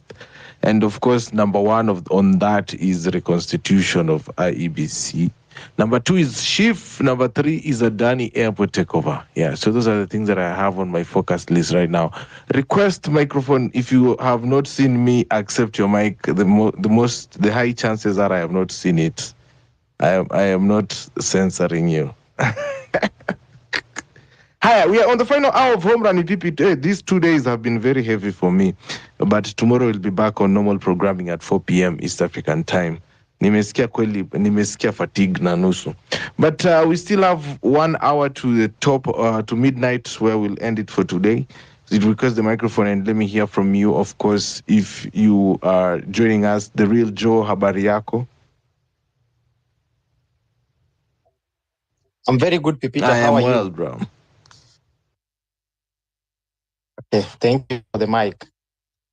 I wish to have heard sentiments from previous speakers. I wish to beseech the other speakers who have just spoken and are saying they are sad about the current state of affairs and the impeachment of the deputy president. I wish to beseech them and ask them to be happy instead of being sad. Let's stop this narrative of political process and whatever any other process that we'll ever talk about. That is a narrative, an ideology, and I stand corrected. But what is really politics? Politics is basically activities that relate to matters governance. I mean, that is just the basic definition of politics. So anything to do with governance is politics in itself. But we don't have to wish away everything and say that is a political process. Removal of the deputy president is a constitutional process. It is there in our constitution under Article 150, and it is clearly stipulated on grounds which a deputy president can be removed. But I also understand that we are trying to look at the manner in which he's being impeached. And I always say, whenever your enemies are fighting, don't try to strengthen either of them. Let them slaughter each other, let them kill each other, let them weaken each other. They are both our enemies, aren't they? We want both of them to go, don't we? That is what we want. If Rigathi goes, we are left with one person to deal with. Of course, they are going to appoint a new person. But let me tell you one thing. It is very, very important and fundamental that we allow this process to continue. And I'm very happy that the impeachment has gone through. Even though it is also such a circus that someone like Didmas Baraza, who is facing murder charges, corruption charges, can say that the deputy president has grossly violated the constitution. It's laughable. I really don't care about that. My main actually idea is the removal of deputy president has occurred. It has occurred. Has he not violated the constitution? He has. I mean, we don't need 11 grounds to impeach the deputy president. We don't need 11 grounds. The deputy president holds an office of the highest, or actually the highest office in land, because he is the principal assistant to the president.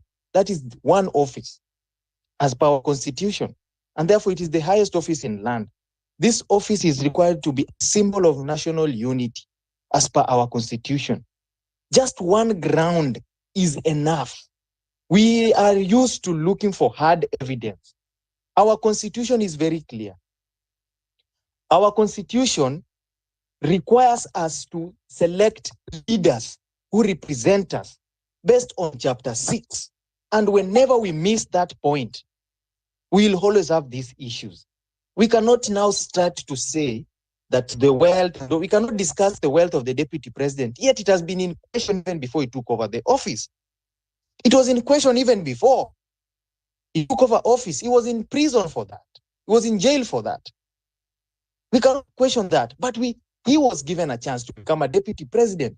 Yet, chapter 6, leadership and integrity requires us to select leaders based on just basic integrity and leadership principles. And we have failed to do this, yet we complain later on. It is wrong. Right now, and I will borrow this from Martin Luther King. We are made by history. We have had a general election that has been annulled, and that is why matters IBC have been to very great concern in our country, because we had an annulled general election. If we have a deputy president impeached, that is history. It will make us, the next person coming to hold that office will know how to conduct themselves. When we have an impeached deputy president, we are just one step closer to having an impeached president. It is one step closer to having an impeached president, which is something that, a discussion that if you try today to discuss the impeachment of a president in our country, you are slaughtered in broad daylight. It is such a sensitive matter to discuss. No member of parliament in this parliament will ever try, even those who voted, the 44 who voted against the impeachment of Gachagua, who support Gachagua, none of them will try to bring that motion. I promise you, because it has always been perceived to be a very sensitive issue in our country. But with the impeachment of a deputy president, we are a step close to achieving this. We only need to ensure that our constitution does not want us to talk about things, corruption, on a leader like a deputy president. Because before we give a leader like a deputy president a chance, or a member of parliament, or an MCA, we need to scrutinize them based on chapter 6. But even so, we ignore some very fundamental articles in our constitution. For example, Article 10, that talks about national values and principles of governance. Basic principles of governance. I'm landing with Peter, thank you. Basic principles of governance: human dignity, patriotism, national unity. We miss those. If you go to Article 73, responsibility of this leadership, these leaders that we give opportunities, they are supposed to be servants of the people, not bosses. But we having bosses. These are articles that all these leaders are violated. And just based on that, even before without talking about corruption, these are grounds of impeaching these people. Because that is all leadership is about as per our constitution. Therefore, whenever this process has gone through, let it go through. I support it. And I look forward to a day when we'll have an impeached president. Let us not beat our chest here, because this has been the issue we've had in this movement. We want the big wins, and we cannot get them the way you want them to be gotten. You have to face reality. You have to face the reality. We will not get there as the parliament is currently constituted right now. The president has already mobilized majority, and the president has whipped the members of parliament to impeach the deputy president. It is quite unfortunate that the members of parliament are whipped by the president. If we had the members of parliament work as per Article 95, they would have even reviewed the conduct of the president himself. The first person who should have been impeached, we all know, should have been the president. But it is the deputy president who has gone. Well and good, let him go. From there, we'll chant our ways from there. Thank you very much. I rest my case. All right. Thank you, the one and only Real Joe. I don't want to go beyond midnight. I will have burnout. I've been live since 10 a.m. streaming that speech. And I've also been here now giving you about 4 hours of submission just to hear from you. So tukwe considerate. Naona Gimuka ameinua mkono juu. I'm going to go to Gimuka and then Nyaradue and then I think Mr. I don't know.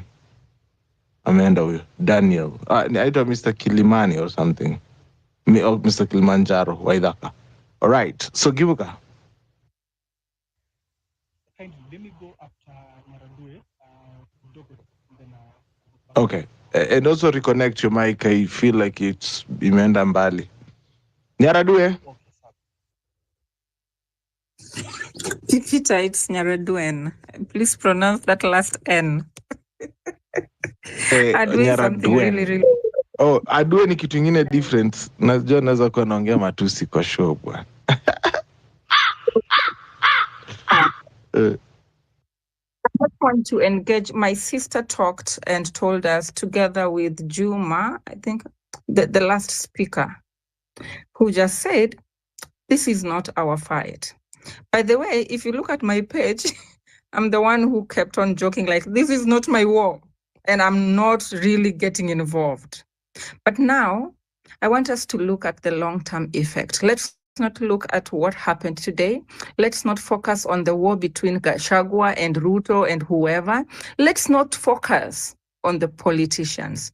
But I plead with us that we focus on what this is doing to the future Kenya. Assume Gachagua goes to Senate and he's impeached in Senate, and then he goes to court, and then the court upholds his case. What kind of country are we going to have? I want you to just picture that. 2 presidents, because Gachagua is now going to just stamp and feel like he is untouchable because the courts have upheld his appeal. And assume it is the other way around. Gachagua loses both the Senate and the court. And then there's this dictator we are going to create. And the dictator, we have seen what he has done so far. Let's look at police brutality. Let's look at him selling our land. As in, tukiona. Si ati ata tumelala, tunaona na anauza Kenya. As in, can you people focus on who we are creating? Because what we have done at Parliament today is creating dictatorship. And this dictatorship is not only going to be here up at the national level, but it's also going to trickle down to the county governments, whereby the governor ataiba and the deputy cannot cough, cannot question, cannot do anything, because if the deputy tries to question, anaenda nyumbani. Impeachment, MCAs wako na njaa, wanapewa pesa hapo to impeach this guy, na wanaenda. The deputy goes. The same way with this deputy president who's going to be brought. You know, huyu ni kama hata kuwa hata na sauti, as in, you know, these offices without portfolio, you have an office there, but when you come a picture, just like you keep your kikombe in your, you know, your tray. Nothing, you can't do it. I want us to focus on the future of Kenya. And so those people who feel that this is not our war, those people who are where our wars, trust me, this is our war for the Kenya tomorrow, for our children's children. Because this land we live in is not ours. It is borrowed to us by our children's children. We are better off taking care of these issues now. We are talking about IEBC. You know, what we don't have at IEBC is commissioners. The office is intact. Enda kwa office yako ya county. There's an IEBC office there. The clerks are there. The direct, what are they called? Returning officer or registration officer, whichever those officers, they are there. So what we don't have is commissioners. And if you read history books, I'm trying to drive to revolutionary mindset. If you read history books, that means the system is already in place. It is only the officers, the commissioners, the people who are missing in that IBC. Come with ballot boxes and ballot whatever, they are there. So there is no way we are going to use a faulty system to recreate a new Kenya. I don't know if you people are getting me well, but this is the oppressive regime. Even if we were to get an IEBC today, trust me, what we are going to get is not anything different from this parliament. Because we have seen how these people have failed us. But because the systems are already in place, let us push to use what we have. Let us not focus on what we don't have, because they are going to give us rots. just like what we have seen. And therefore, as much as we are saying that we should be happy that Gachagua is gone, we are done with one mistake. The enemy of my enemy is my friend. No, we are mistaken, because what we have done for the future, this man is going to rule us with a fist. And trust me, ukikohoa unapotea unaenda Kware. And we cannot allow such a dictator to rule us. If it was about being honest, I yield my mic. Sorry. Thank you. All right, Nyaradwe. I want to ask you a question. Yes, Gimuka, you're back? Yes, I'm back. Thank you once again for the opportunity. I agree with Gwen. Mic yako iko off, iko chini, so I'd like you to request the mic again. I think you are having an issue with the mic. Yes, thank you so much, Nyaradwen, for that. Let me go again to Resk. Yes, I want to ask a question to my sister there who have just spoken. That what makes you think that this is the right time to remove this dictatorship government from power? Is it because Rigiji is now out of power? Or is it because Ruto has fallen out of the mountain? Because you see, when Kenyans should work together is something which is lacking at the moment. Because there was a point in which Uhuru himself told you about the evil of this regime, but people never said anything. It is the mountain, the Mulima, that pushed Ruto to be in power. Despite the voice of Uhuru, Uhuru was going to the mountain telling you that one day you will remember me. And that is what has happened. And do you know that there was a point when Raila called for Maandamano, and almost nearly 100 people died during that Maandamano? Was it not also time that was ripe for the Kenyans to fight against the dictatorship? So that is why we are seeing that the Kenyans, they are not united when it comes to this issue. When it is pushed by Raila, some people, they don't listen. When it is pushed by another one, people don't listen. But now, because Gachagua is gone, possibly now Kenyans can unite with each other. So that is why I'm asking you a question now. Why do you think it is this right time? And not the other times when people were dying, when they were dying for Kenya?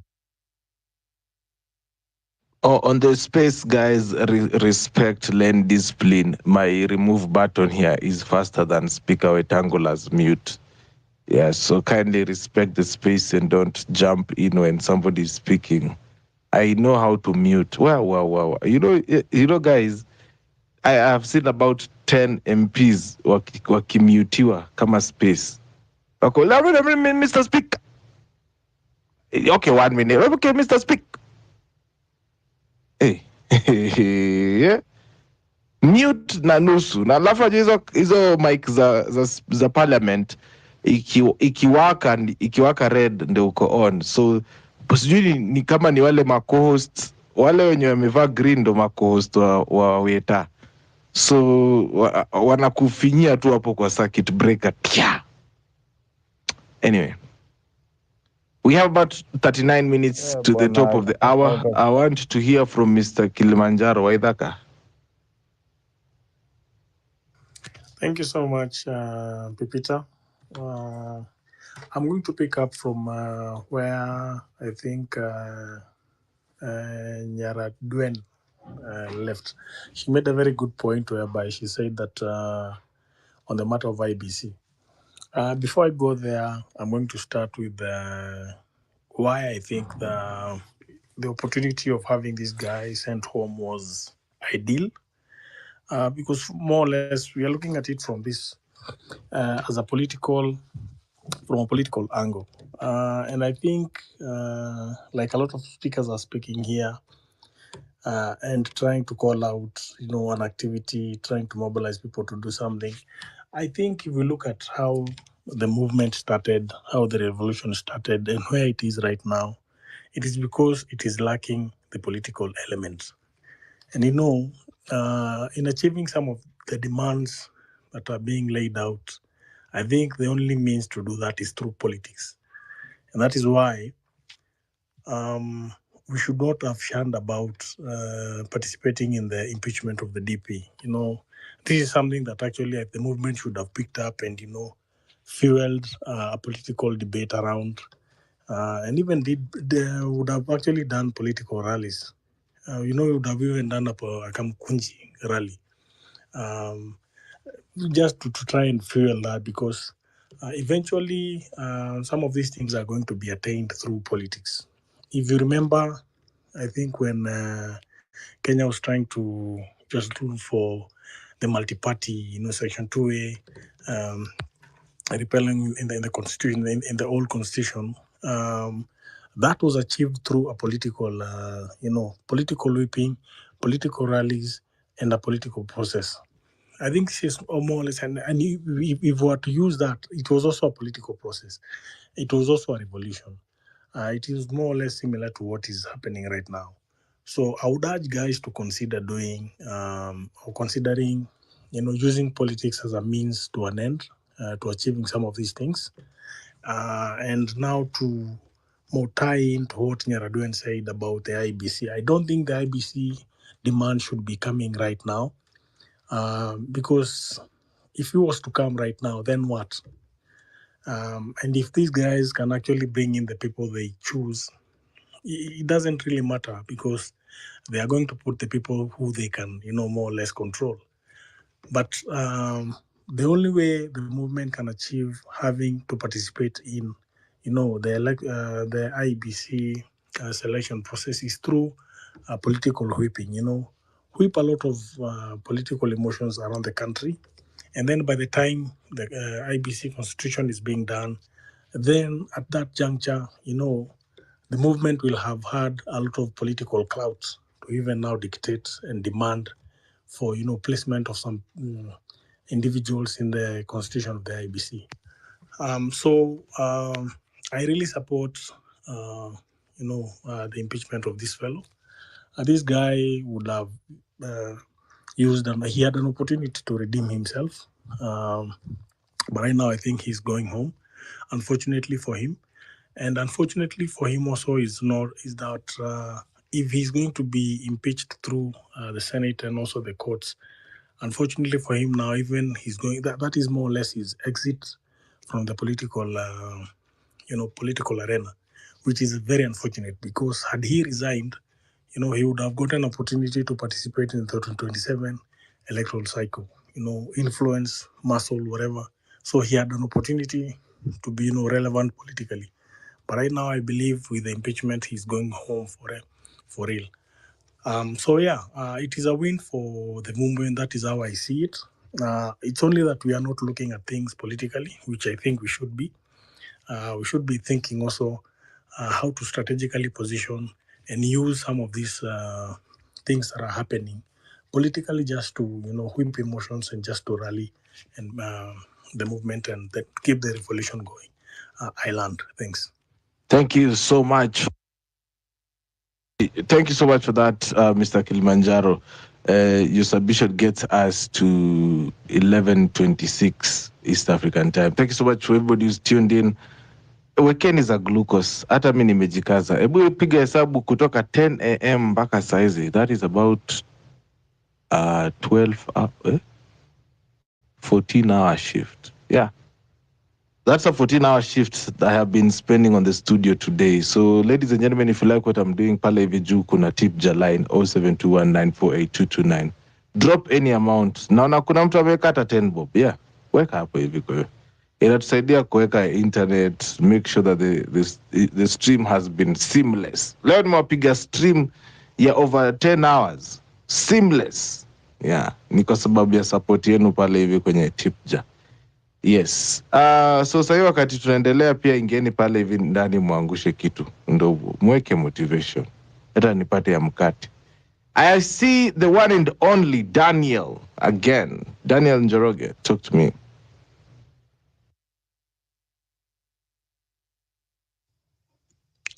Hello, can you hear me? Yes, I can hear you. It's Daniel Njogu, not Njoroge. Oh, sorry. Nimeona Njoroge. Sasa I was like, okay, never mind. Tuendelee. Fatigue. Yeah. I understand. Okay. About today, me kwangu mi sijafurahia because number one, hiyo parliament imetuonyesha they are just being controlled. They are not even listening to reason. Now, for those who are saying that it's a win for us as a movement, I beg to differ because kuondolewa kwa Gachagua has just made William stronger because sahi ataweka mwenye anataka, mwenye atamusikia, mwenye akisema jump ana jump, and he'll be controlling everything from parliament, from parliament to presidency. He has become a more dictator. So I think we should be focusing on how to remove this guy. Ruto is our target, and the win we'll get is when Ruto goes. Any other person who goes is not a win for us until Ruto goes. So I think that should be our main aim. Ruto venye atatoka. Kutoka kwa Gachagua haijatusaidia kitu. Hiyo imemfanya tu stronger. Na sahi unaona, sahi wako na motion, wanataka kujiongezea miaka 7 years. Na sahi he's very clever, he's doing that for the MPs. Juu anajua MPs wanaweza pitisha hiyo, and for his MPs and presidents 7 years. So how is that a win for us? Na unaona ABC hajaiweka. Why? Up to now, mbona hajaiweka? He has a strategy, and we have to come up with a plan to remove, to counter his strategy. That is all for now. Thanks. Okay, thank you, Njogu. Nimepata right, sasa, Njogu. And I'm also dropping the speakers as they speak so that by the time we get to the end of it, niko peke yangu niambie good night. Najua yuko raini ya kuweka mkono juu kila saa. So yes, thank you so much, Njogu. So make sure you get to the mic, you say everything until good night. Haya, let us go to Benzo. Habari yako, Benzo?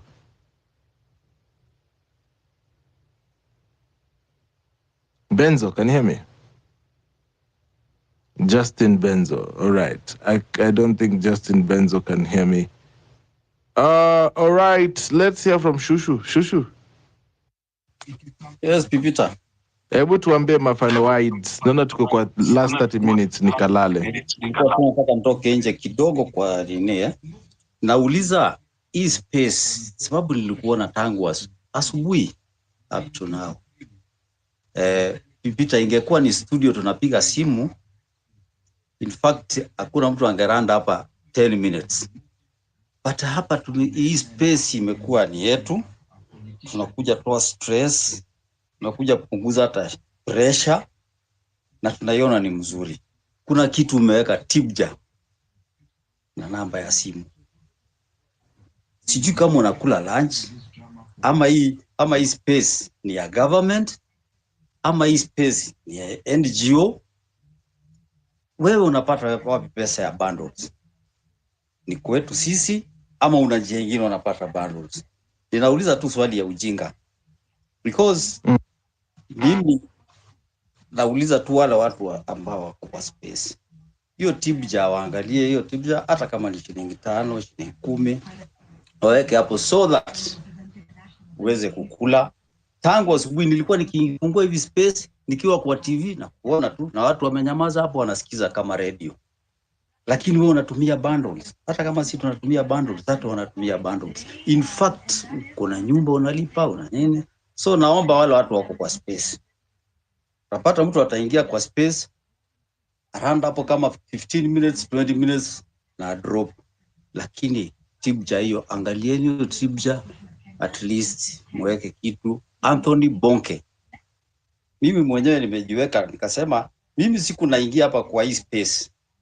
Na wewe ni shahidi yangu. Siwezi weka less than 50 shillings sababu najua hii space inatumia bundles. Hii space imeanguka na sisi, imeanguka naye karibu mara 3. Nasikia space inaanguka ikienda. Maybe inaanguka sababu ya bundles. Huwezi rudi hapa kuambia ni sisi wenyewe tujiambie tutoe at least something. Ingekuwa ni Citizen Radio mnapiga simu huko, singekuwa inakata nyinyi pesa kwa Safaricom. Sisemi hivyo ati kwa ubaya. Ukisikia unaweza toa, utoe. Ukisikia uwezi, kama unayo toa. Ujue Pipita ni kijana anafanya kazi hapo na ana nyumba ya kulipa na ananunua bundles. Wakati wewe unaingia kwa hii space, una run karibu 30 minutes, unarudi unatoka, umemwacha namna gani? Siku space itaanguka, mtatafuta space mkose. Mimi kabla sijaingia kwa hii space kila siku usisikiagi vizuri. Inanifurahishaga sana na inatufunza mambo mengi sana. Saizi nani anapiga radio kwa simu kwa radio huko? Unajua ni credit itakula. Sasa hata hapa wacha tuangalie mambo ya Pita. At least kama una kitu hata ukiingia daily weka 50, weka 20, tukiwa watu 400 hapa. Tuseme leo sisi tuko watu 400. 50. Hiyo ni pesa ngapi? Itakuwa imesustain Pipita kidogo, at least aende akule hata kama ni sukuma wiki. Anaishi kwa Fuliza. Nimeland. Oh yes, nilikuwa nataka niseme hivi before I even go any further, ladies and gentlemen. The only reason why I can tentatively open my space and drop names the way I want is because of the independence that this space has. Hatujaji align with any politician. We are not under any civil organization. NGOs tried to reach out at some point at the height of mambo ya finance bill. I said no, because I want to have a very independent voice for my spaces. So having said that, I put my responsibility with my listeners that wewe kama ni msikilizaji wangu and you like what I do, and you've seen the consistency, because I've run these spaces for now 1 year and 3 months. Yeah, 1 year and 3 months every weekday, including holidays. Hata hiyo siku ya Thursday nyinyi mkikuwa holiday tutakuwa kazi. So if you like what I'm doing as a listener, you just go inside that tip jar line and drop something. Hiyo ndo tunachanga kidogo kidogo, tunaweka kwa studio, at least tunahakikisha kila kitu na go poa. Yeah, so I appreciate everybody who supports the show, and also wale wenye wanatusikiza tuna kutushare pia, that is also a good form of support. Na pia wale ma speakers, imagine bila nyinyi shushu ningekuwa naongea hapa 6 hours peke yangu. Yeah, so like today I've had to be up from 10:30. The space has been running. I think I'm going to be landing it at midnight, but I'll listen to the speakers who are currently on the panel so that we call it a night. Now, the real job, you know, I'm called Jew, and then I'll go to Nicholas, and then we under na wangu. The real job.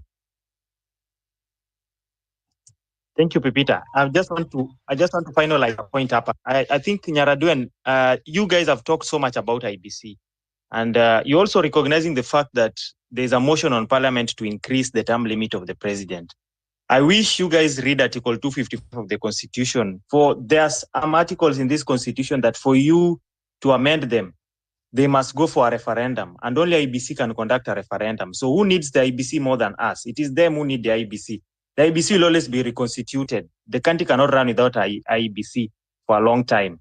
Right now, it is just a topic that you've been given to discuss. We'd rather focus this on building, on things like a Adani shift.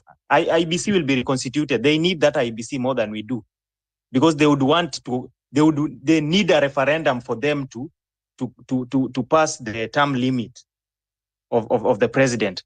Having said that, I also need to make my point clear. When I say that I am in support of the impeachment of the deputy president, I'm in support fully because I am convinced he has contravened our constitution.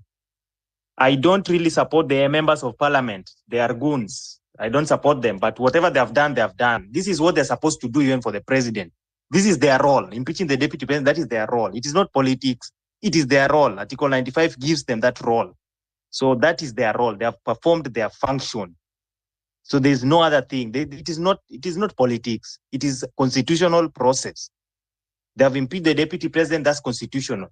No court will overturn this. I tell you, I promise you. I can bet with you money. There's no court that's going to overturn this. The deputy president is principal assistant to the president. And actually, the deputy president has no function other than the function provided for them than with the president. Other than being principal assistant to the president can also give them some small jobs to do, like carrying files and doing other things. But the deputy president has no definite role that gives them any other authority. So even if he is supposed to survive, the court is supposed to save him, he will do nothing. The same thing Uhuru did to Ruto. He will do nothing, literally nothing. But no court is going to save Gachagua because some of the things that are there on impeachment, including even insubordination, no court is going to pass that. That one I can bet with you. Thank you. All right. Thank you, the real Joe, for that. I want to go to Nicholas. Nicholas, habari yako? Mzuri sana, Yes. Peter. I hope you can all get me clearly. Yeah, tunaweza kupata poa. Talk to us. So I think for me, manze, I'm a very young spirited Kenyan. A first year student in Kenyatta University. And I think there's so much that is happening in our country. And we can talk much, we can say much, but action is more better than words that you may say. But they remain not acted upon. Because there's much happening. So much. To a point where all the MPs or most of the MPs can be corrupted or given even money so that they impeach the deputy president. Although I'm not defending the deputy president, but to a point where all MPs can be, because those MPs, they have to have been paid something or given something, so for them to vote yes for the impeachment of the deputy president. And I think one thing that has been in Kenya since independence, this country is now, we are now celebrating 60 years of past 60 years of independence, but zero progress. So I think what has been eating Kenya since independence is corruption. From the times of Kenyatta, from the times of Moi, from the times of, at least when Kibaki was in, corruption was not that so much until Uhuru came in, and now we have Ruto. During Moi's era, KCC went down. Many companies went down. Even the energy system went down. So that akina Moi and Biwott waweze kupata njia zingine za kuleta Kenya wanataka for their own benefit.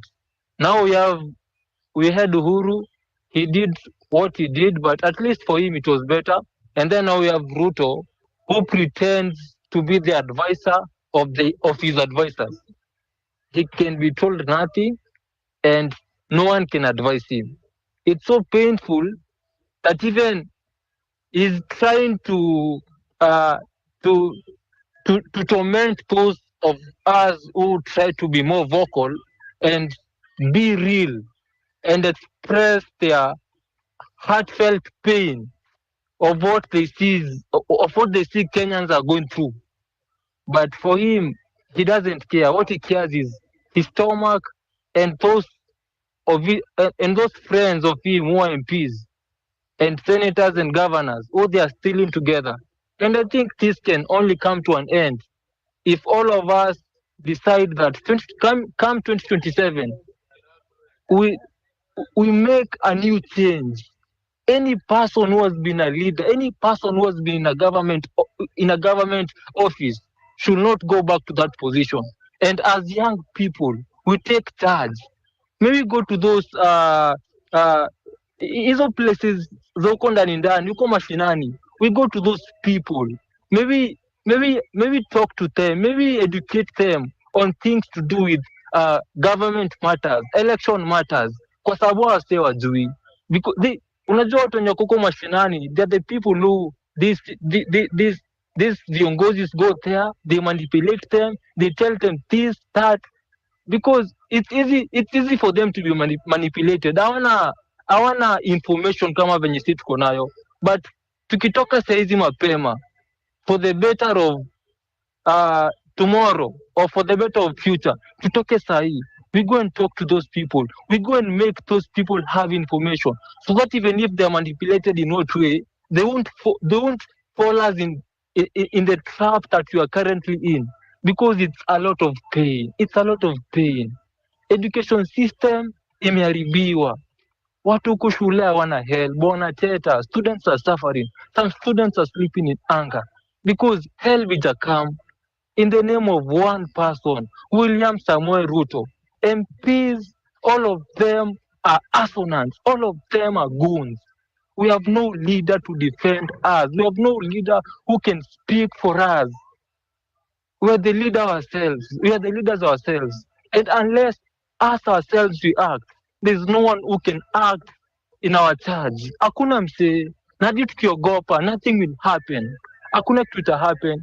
Tutashtuliwa, tuambiwe nini, we be intimidated, tuogope, and hiyo ni furaha ya Ruto na kina Itumbi na marafiki zake, so that they can oppress us in a more better way.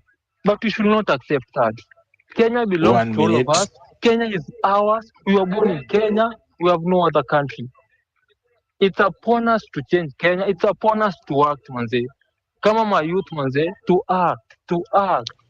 It's so painful. Our part, 1 manze, minute, Nicholas, to pale land.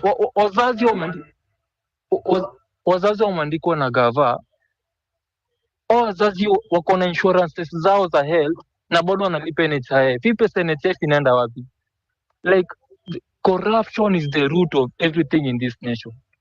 And it's upon us to act, it's upon us to do things differently as the youth. Manze, it's painful, manze, it's painful. Asante, Nicholas, for that. Manze, I want to go to the next one. Weunda Amos. Thank you, Nicholas, for your submission. Weunda. Aitwa Weunda. Mna Hello, majina? guys. Yes, ni Weunda. Hello guys, ni ajeni. Poa. Hope you are all doing well. Mi chenye ningeweza kusema maybe on my own view, like ukiangalia venye hii gava iko history na impeachment, maybe venye na happen hivi, tukumbuke hapo nyuma kumekuwa na hii deal ya Adani. So maybe what are your views according to hii impeachment na then hiyo deal ya Adani venye ilikuwa hapo nyuma? Hiyo mwoni ni kama kuna venye tunaweza kuwa tunachezwa, then hiyo deal inaendelea, ama nyinyi mnaonaje? Then hao viongozi venye wanaendelea kufanya hivi bana, venye tumeshika hivi vote, sisi kama majenzi tuamke hiyo 2027. I think we should do a thorough clean up, tutoe hao viongozi, ama nyinyi mnacheki aje? Yeah, make your submission, Baba. We can't make it interactive like that. Just make your submission.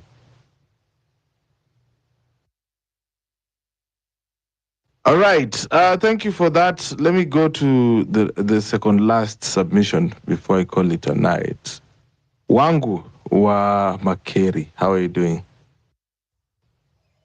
Niko sawa, Pipita. Nice. Oh, what a day.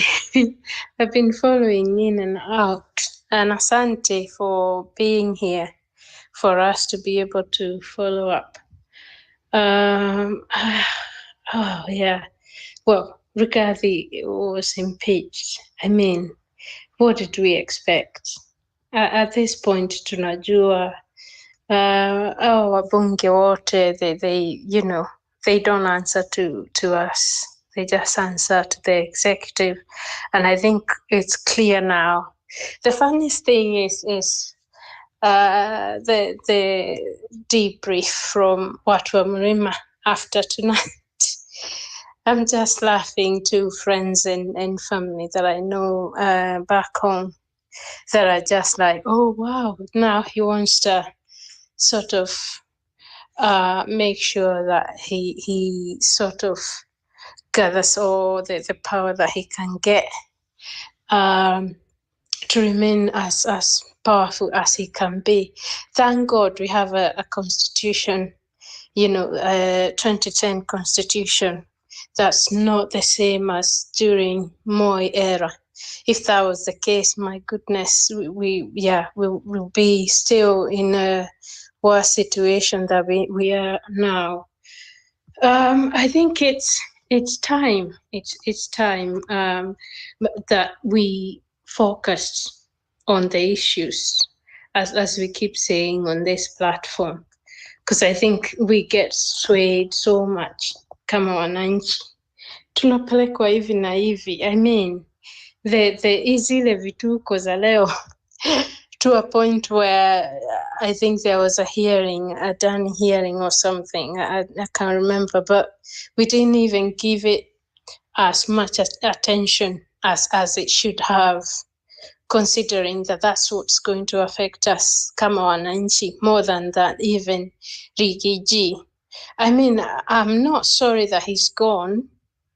I mean, I'm not crying. He is as guilty as the rest of them, and I have no apologies for that.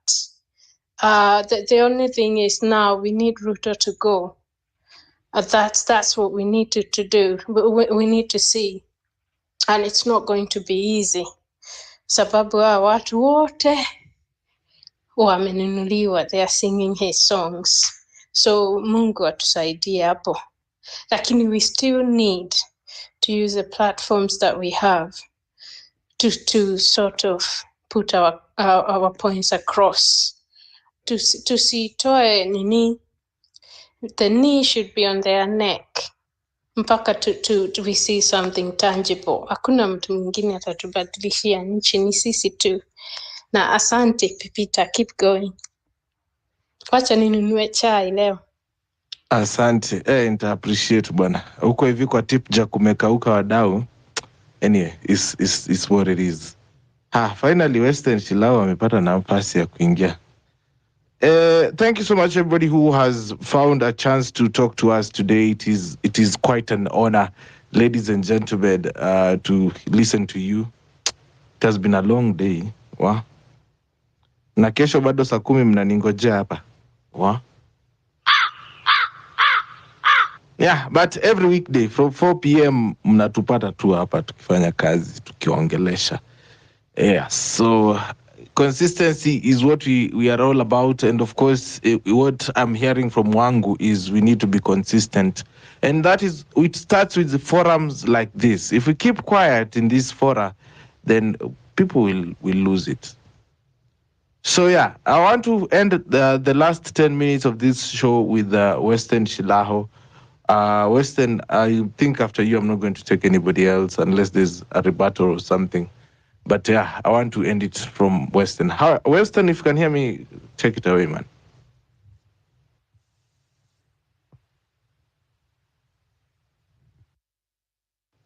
Western, are you there? Hello?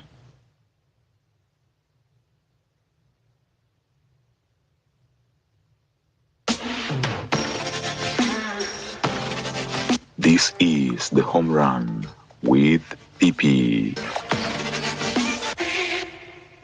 Bwana Shilaho, are you there? Pete, how are you? I'm good. Kidogo nikurushe nje bwana. Oh, I'm sorry. I'm very sorry. Fatigue ndo mingi ndugu yangu, lakini nothing a shower and sleep can't sort. You've earned your stripes. Peter, I did tell you, I salute your listenership and you. I did tell you that this parliament will impeach Gachagua. It was a foregone conclusion. And his press conference yesterday didn't help matters. You'd ask why his legal advisors, allowed him to go public like that on the eve of this vote. and successfully shoot himself in the foot. Well, they didn't blunder because they were into politics, not in the legal aspects of the entire thing. It was not about truth, it was about politics. And I think in that sense, they succeeded because listening to, sentiments on your platform, he succeeded in earning a lot of sympathy. And for a politician, that goes a long way. It goes a long way, can easily be turned into political capital at some point. But, Peter, I want to make it abundantly clear that William Ruto, it doesn't really matter whether you like him or you don't like him and stuff like that. It's very unpopular as we speak now. That's factually correct.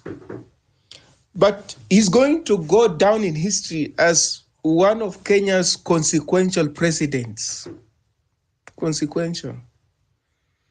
And when you're a consequential leader, it doesn't mean you've done good things. You could also do bad things. Adolf Hitler is a consequential person. You can't forget about him. He's not going to be forgotten.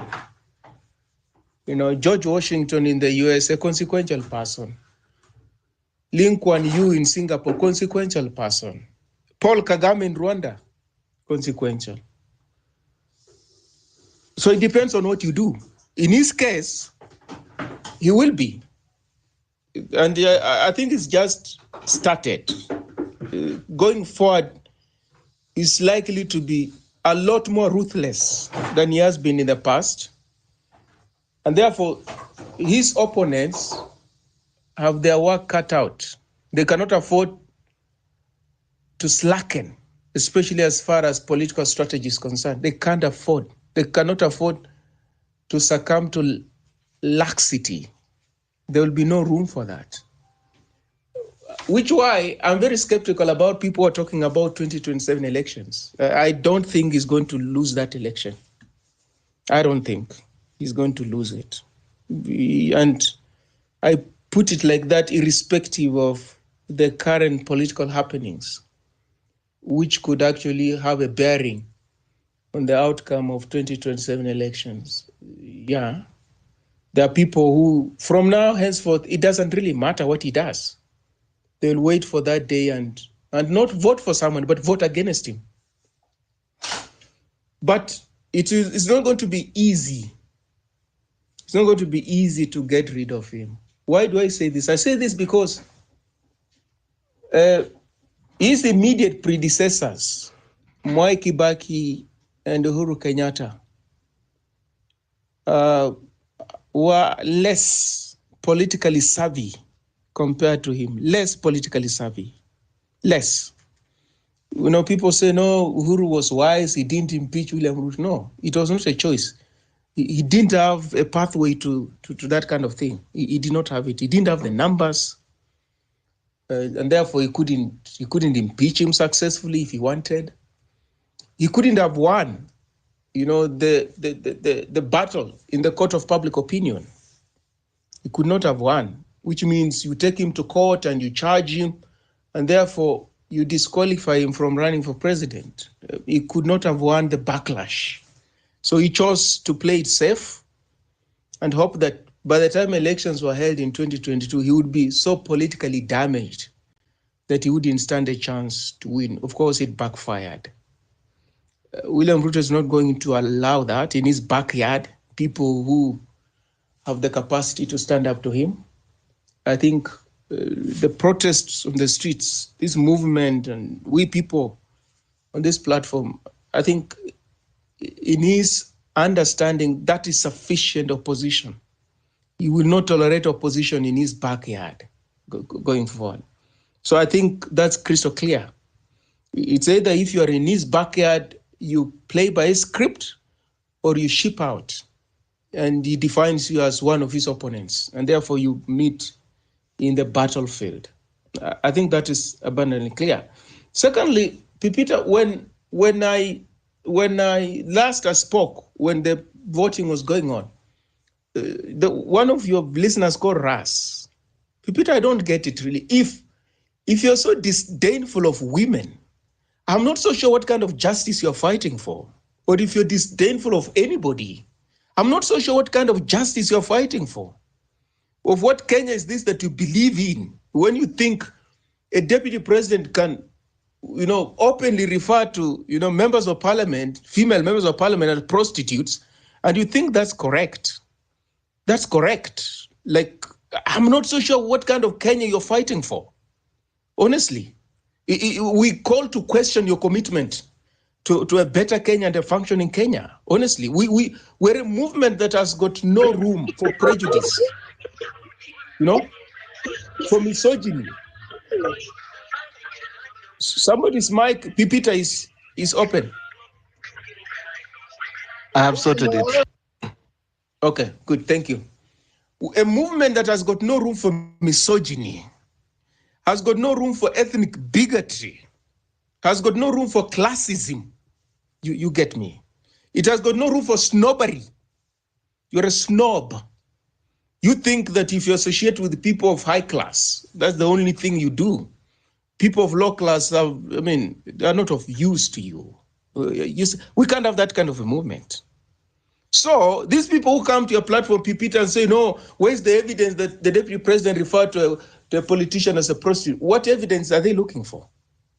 What evidence are they looking for? Has he come forward and repudiated that claim, that allegation? It's been around for quite a while. Has he? He's not. He is not. So what is the inference? He did use it. Why do we think in Kenya, if you hold a particular position, you've got free rein to behave as you wish? You can break all rules. You can break all norms. You can break all values. And your supporters will find justification as to why you behaved so primitively. What kind of a society is that? I dare ask. What is it? And then somebody tells us that Atiendo Molo is like Oscar Sudi because he supported the impeachment motion. Like, what is that? Like, what does that even mean?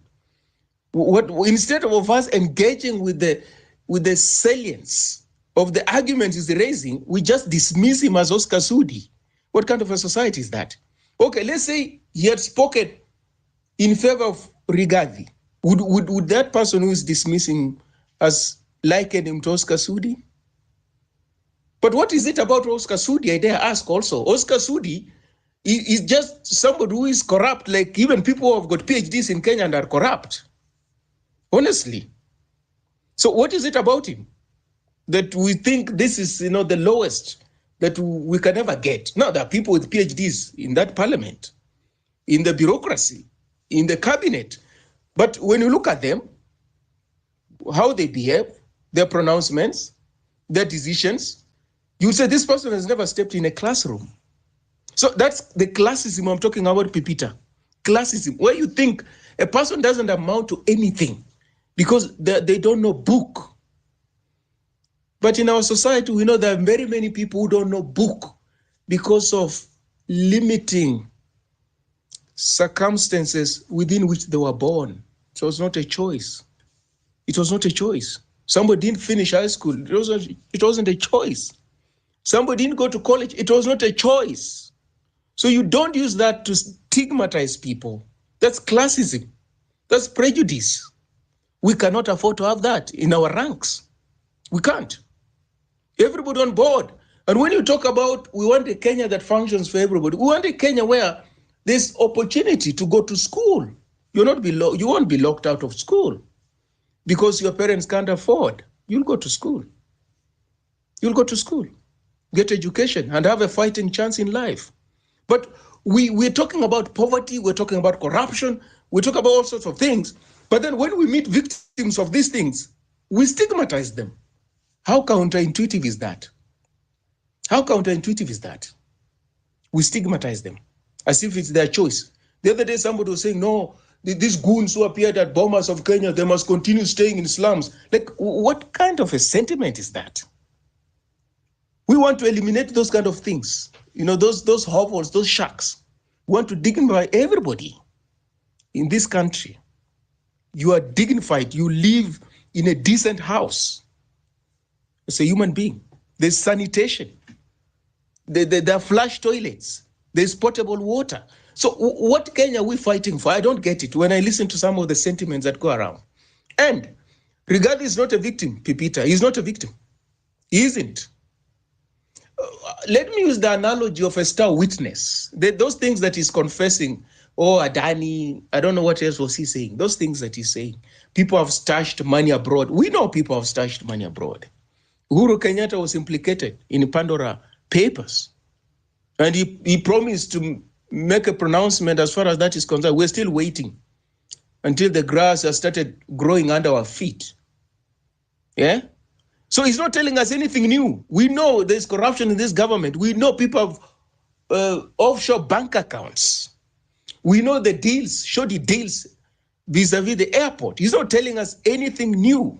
He isn't. So he can be a star witness if he chooses.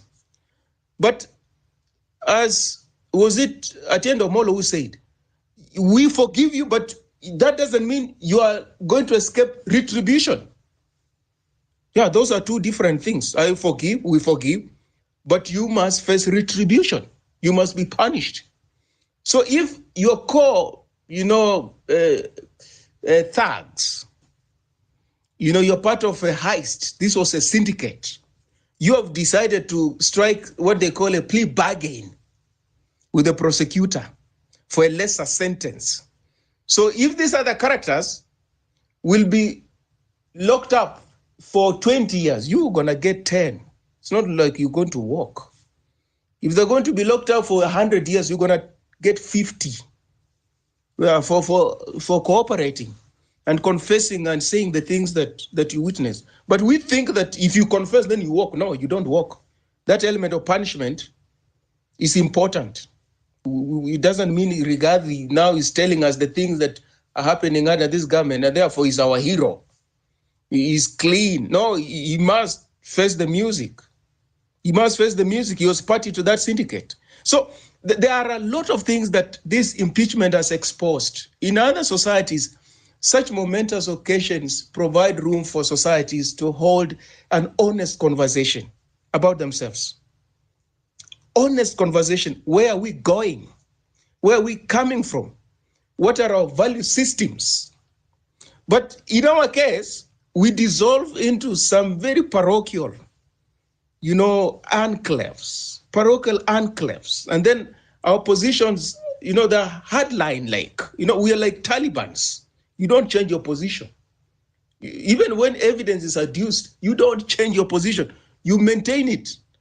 Even when they say, no, like the things the deputy president said, some of them amount to, self-incriminatory. He's incriminating himself. You are either hiding behind your late brother's estate as a cover-up for what people think are dubious, illicit, accumulation of property and money and stuff like that, or you have disinherited your brother's family. Either way, that can't be something that a normal society can find exemplary in a leader. Either way. But here we say, no, there's no evidence here. This is witch hunt. How these people are jealous. No, even these people are corrupt. Okay, so people come to your home, they break into your house, God forbid. They break into your house, you arrest one of them. You say, no, this one of them will walk. I want all of them. There were 5. I must get 5 of them first before they go before a court of law. Is that how we behave? Even in normal, life. There was a gang that broke into your property. You managed to arrest 2 of them. Do you let the 2 walk around scot-free until you arrest all of them? Is that how it works? And does it mean if you arrest that one or those 2, you, by implication, are saying that the rest are honest, they're innocent? You're not saying that. Their time will come. So this argument that these people must go, okay, I'm not so sure where that comes from. I want the argument that the allegations against the deputy president can't pass the muster. He hasn't violated the constitution. I want that. That's the argument we want to have. No, he has not. But what do? No, both of them must go. Well, that's not an argument, Pipita. It's not an argument. When you speak like that, you speak at cross purposes, so that we can spend 30 minutes, but we're not having a conversation. Because you say your own things, I say my own things. And the things I say are not in any way related to what you're saying. And what you're saying, not in any way related to what I'm saying. That's not a conversation. Those are fallacies. And we're doing that a lot. Atienda Mall again deconstructed this, motif about Dereva and Makanga. What did he say? Dereva and Makanga, there are passengers in that vehicle. There are passengers there. If it's a matatu or a bus, there are passengers there.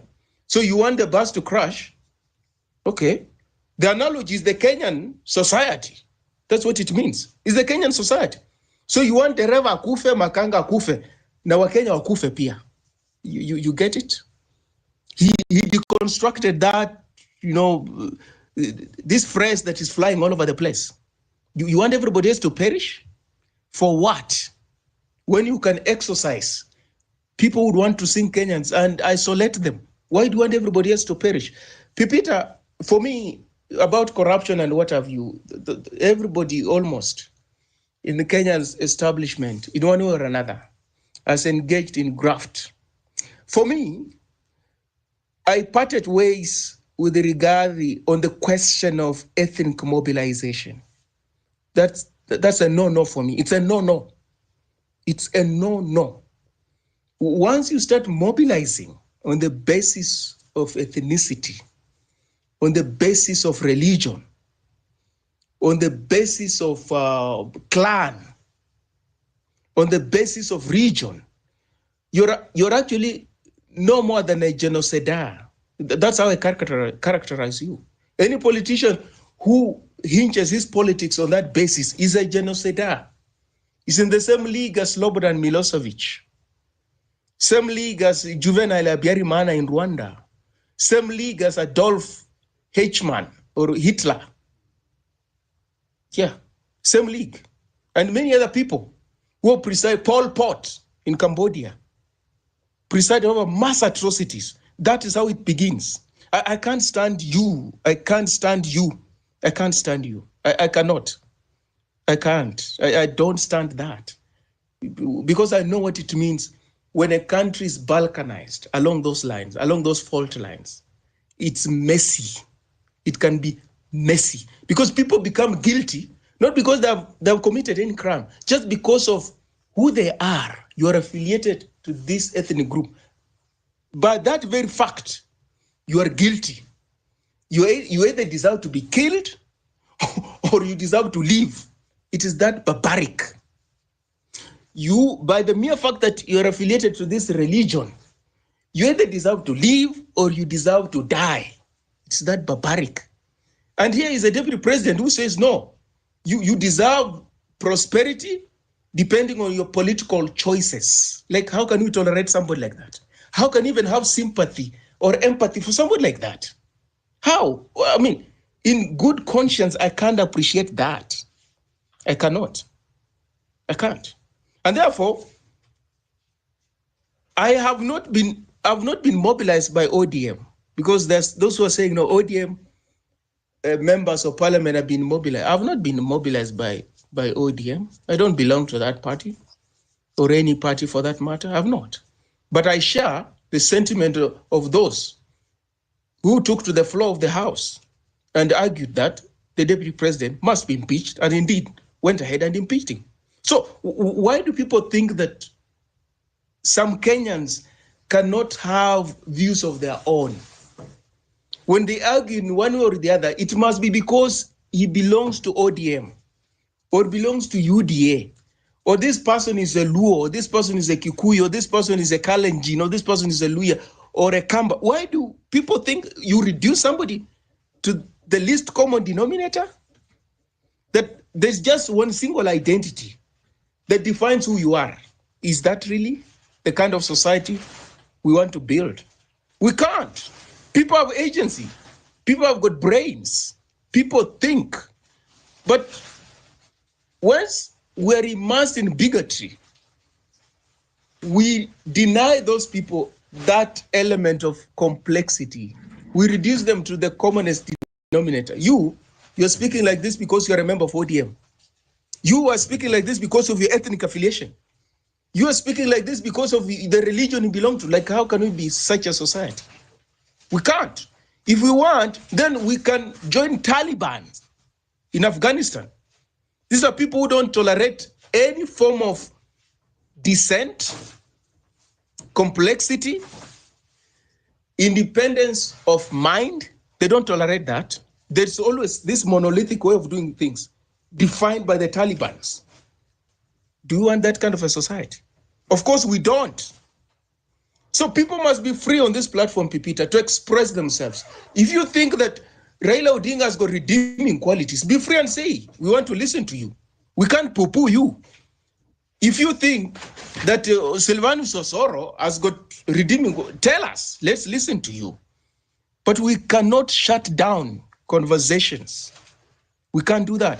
That's extremely dangerous. It's too radical for a normal society, for debate to be foreclosed. And that's what we're doing. And I'm afraid if we continue doing like that, we're not going to get out of this morass. And because we can't get out of this morass, these politicians you're seeing in parliament, they'll continue loading it over us. That's the most unfortunate thing. This William Ruto here that is doing all sorts of things without consulting everybody, if we don't crank up our politics and embed it in values and principles, then he's not going anywhere. The most unfortunate thing, he's not going anywhere. Because he won't go because I'm saying he must go. No, he will go based on the decisions I'm making. And those decisions must cohere with decisions of other Kenyans who constitute a critical mass. So if that critical mass is not there, instead we have got opportunists, people who think, you can ride on the backs of other people to achieve your self-serving ends. Then he can't go anywhere. Before he realizes he's going to buy those people, opportunists will be bought because they stand for nothing. They're going to be bought at a very critical juncture, and they leave you hanging there to dry. What do? Pipita, I hung. For me, this was a momentous occasion, historic. We have all sorts of problems as far as our democracy is concerned, but this is a shot in the arm of Kenya as far as democratization is concerned. And I applaud it, I celebrate it. And that doesn't mean I'm oblivious of the challenges we have. I am acutely aware of the challenges we have. Very monumental. But I don't lose sight of incremental celebrations, incremental victories. I embrace them and I celebrate them. Even if I'm the only person who is doing it, I'll celebrate them. I yield, Pipita. Thank you so much. Thank you, Western Chilaho, for that submission. I would like to say, ladies and gentlemen, I would like to call it a day or a night here, because I've been live for the past 14 hours. The last time I was live this long, it was when I was doing 24-hour shows. But yes, it has been quite a momentous 2 days, very historic. We could not go without talking about them. The Deputy President of the Republic of Kenya, Geoffrey Rigathi Gachagwa, EGH, has been impeached today by the National Assembly. Still, there's a long way to go, so there's so much we're still going to be following up. Make sure you're following me so that you can also get this. And of course, I'll be going to Parliament throughout these proceedings just to inaitwa Parliamentary Broadcast Unit, the one that they use to broadcast the parliamentary broadcasts. And we will be streaming them here so that you can also listen to them while you're also working and also have informed conversations at the end of it all. So there's a lot of things you're following up on, and of course you'd like us to be factual. Most of the times watu wanatakanga kuongea tu kukasirikia mtu. But it's also good to say some things that you're also factual about. Ningependa kusema asante sana kwa wale ambao wamefollow Home Run with Pipi.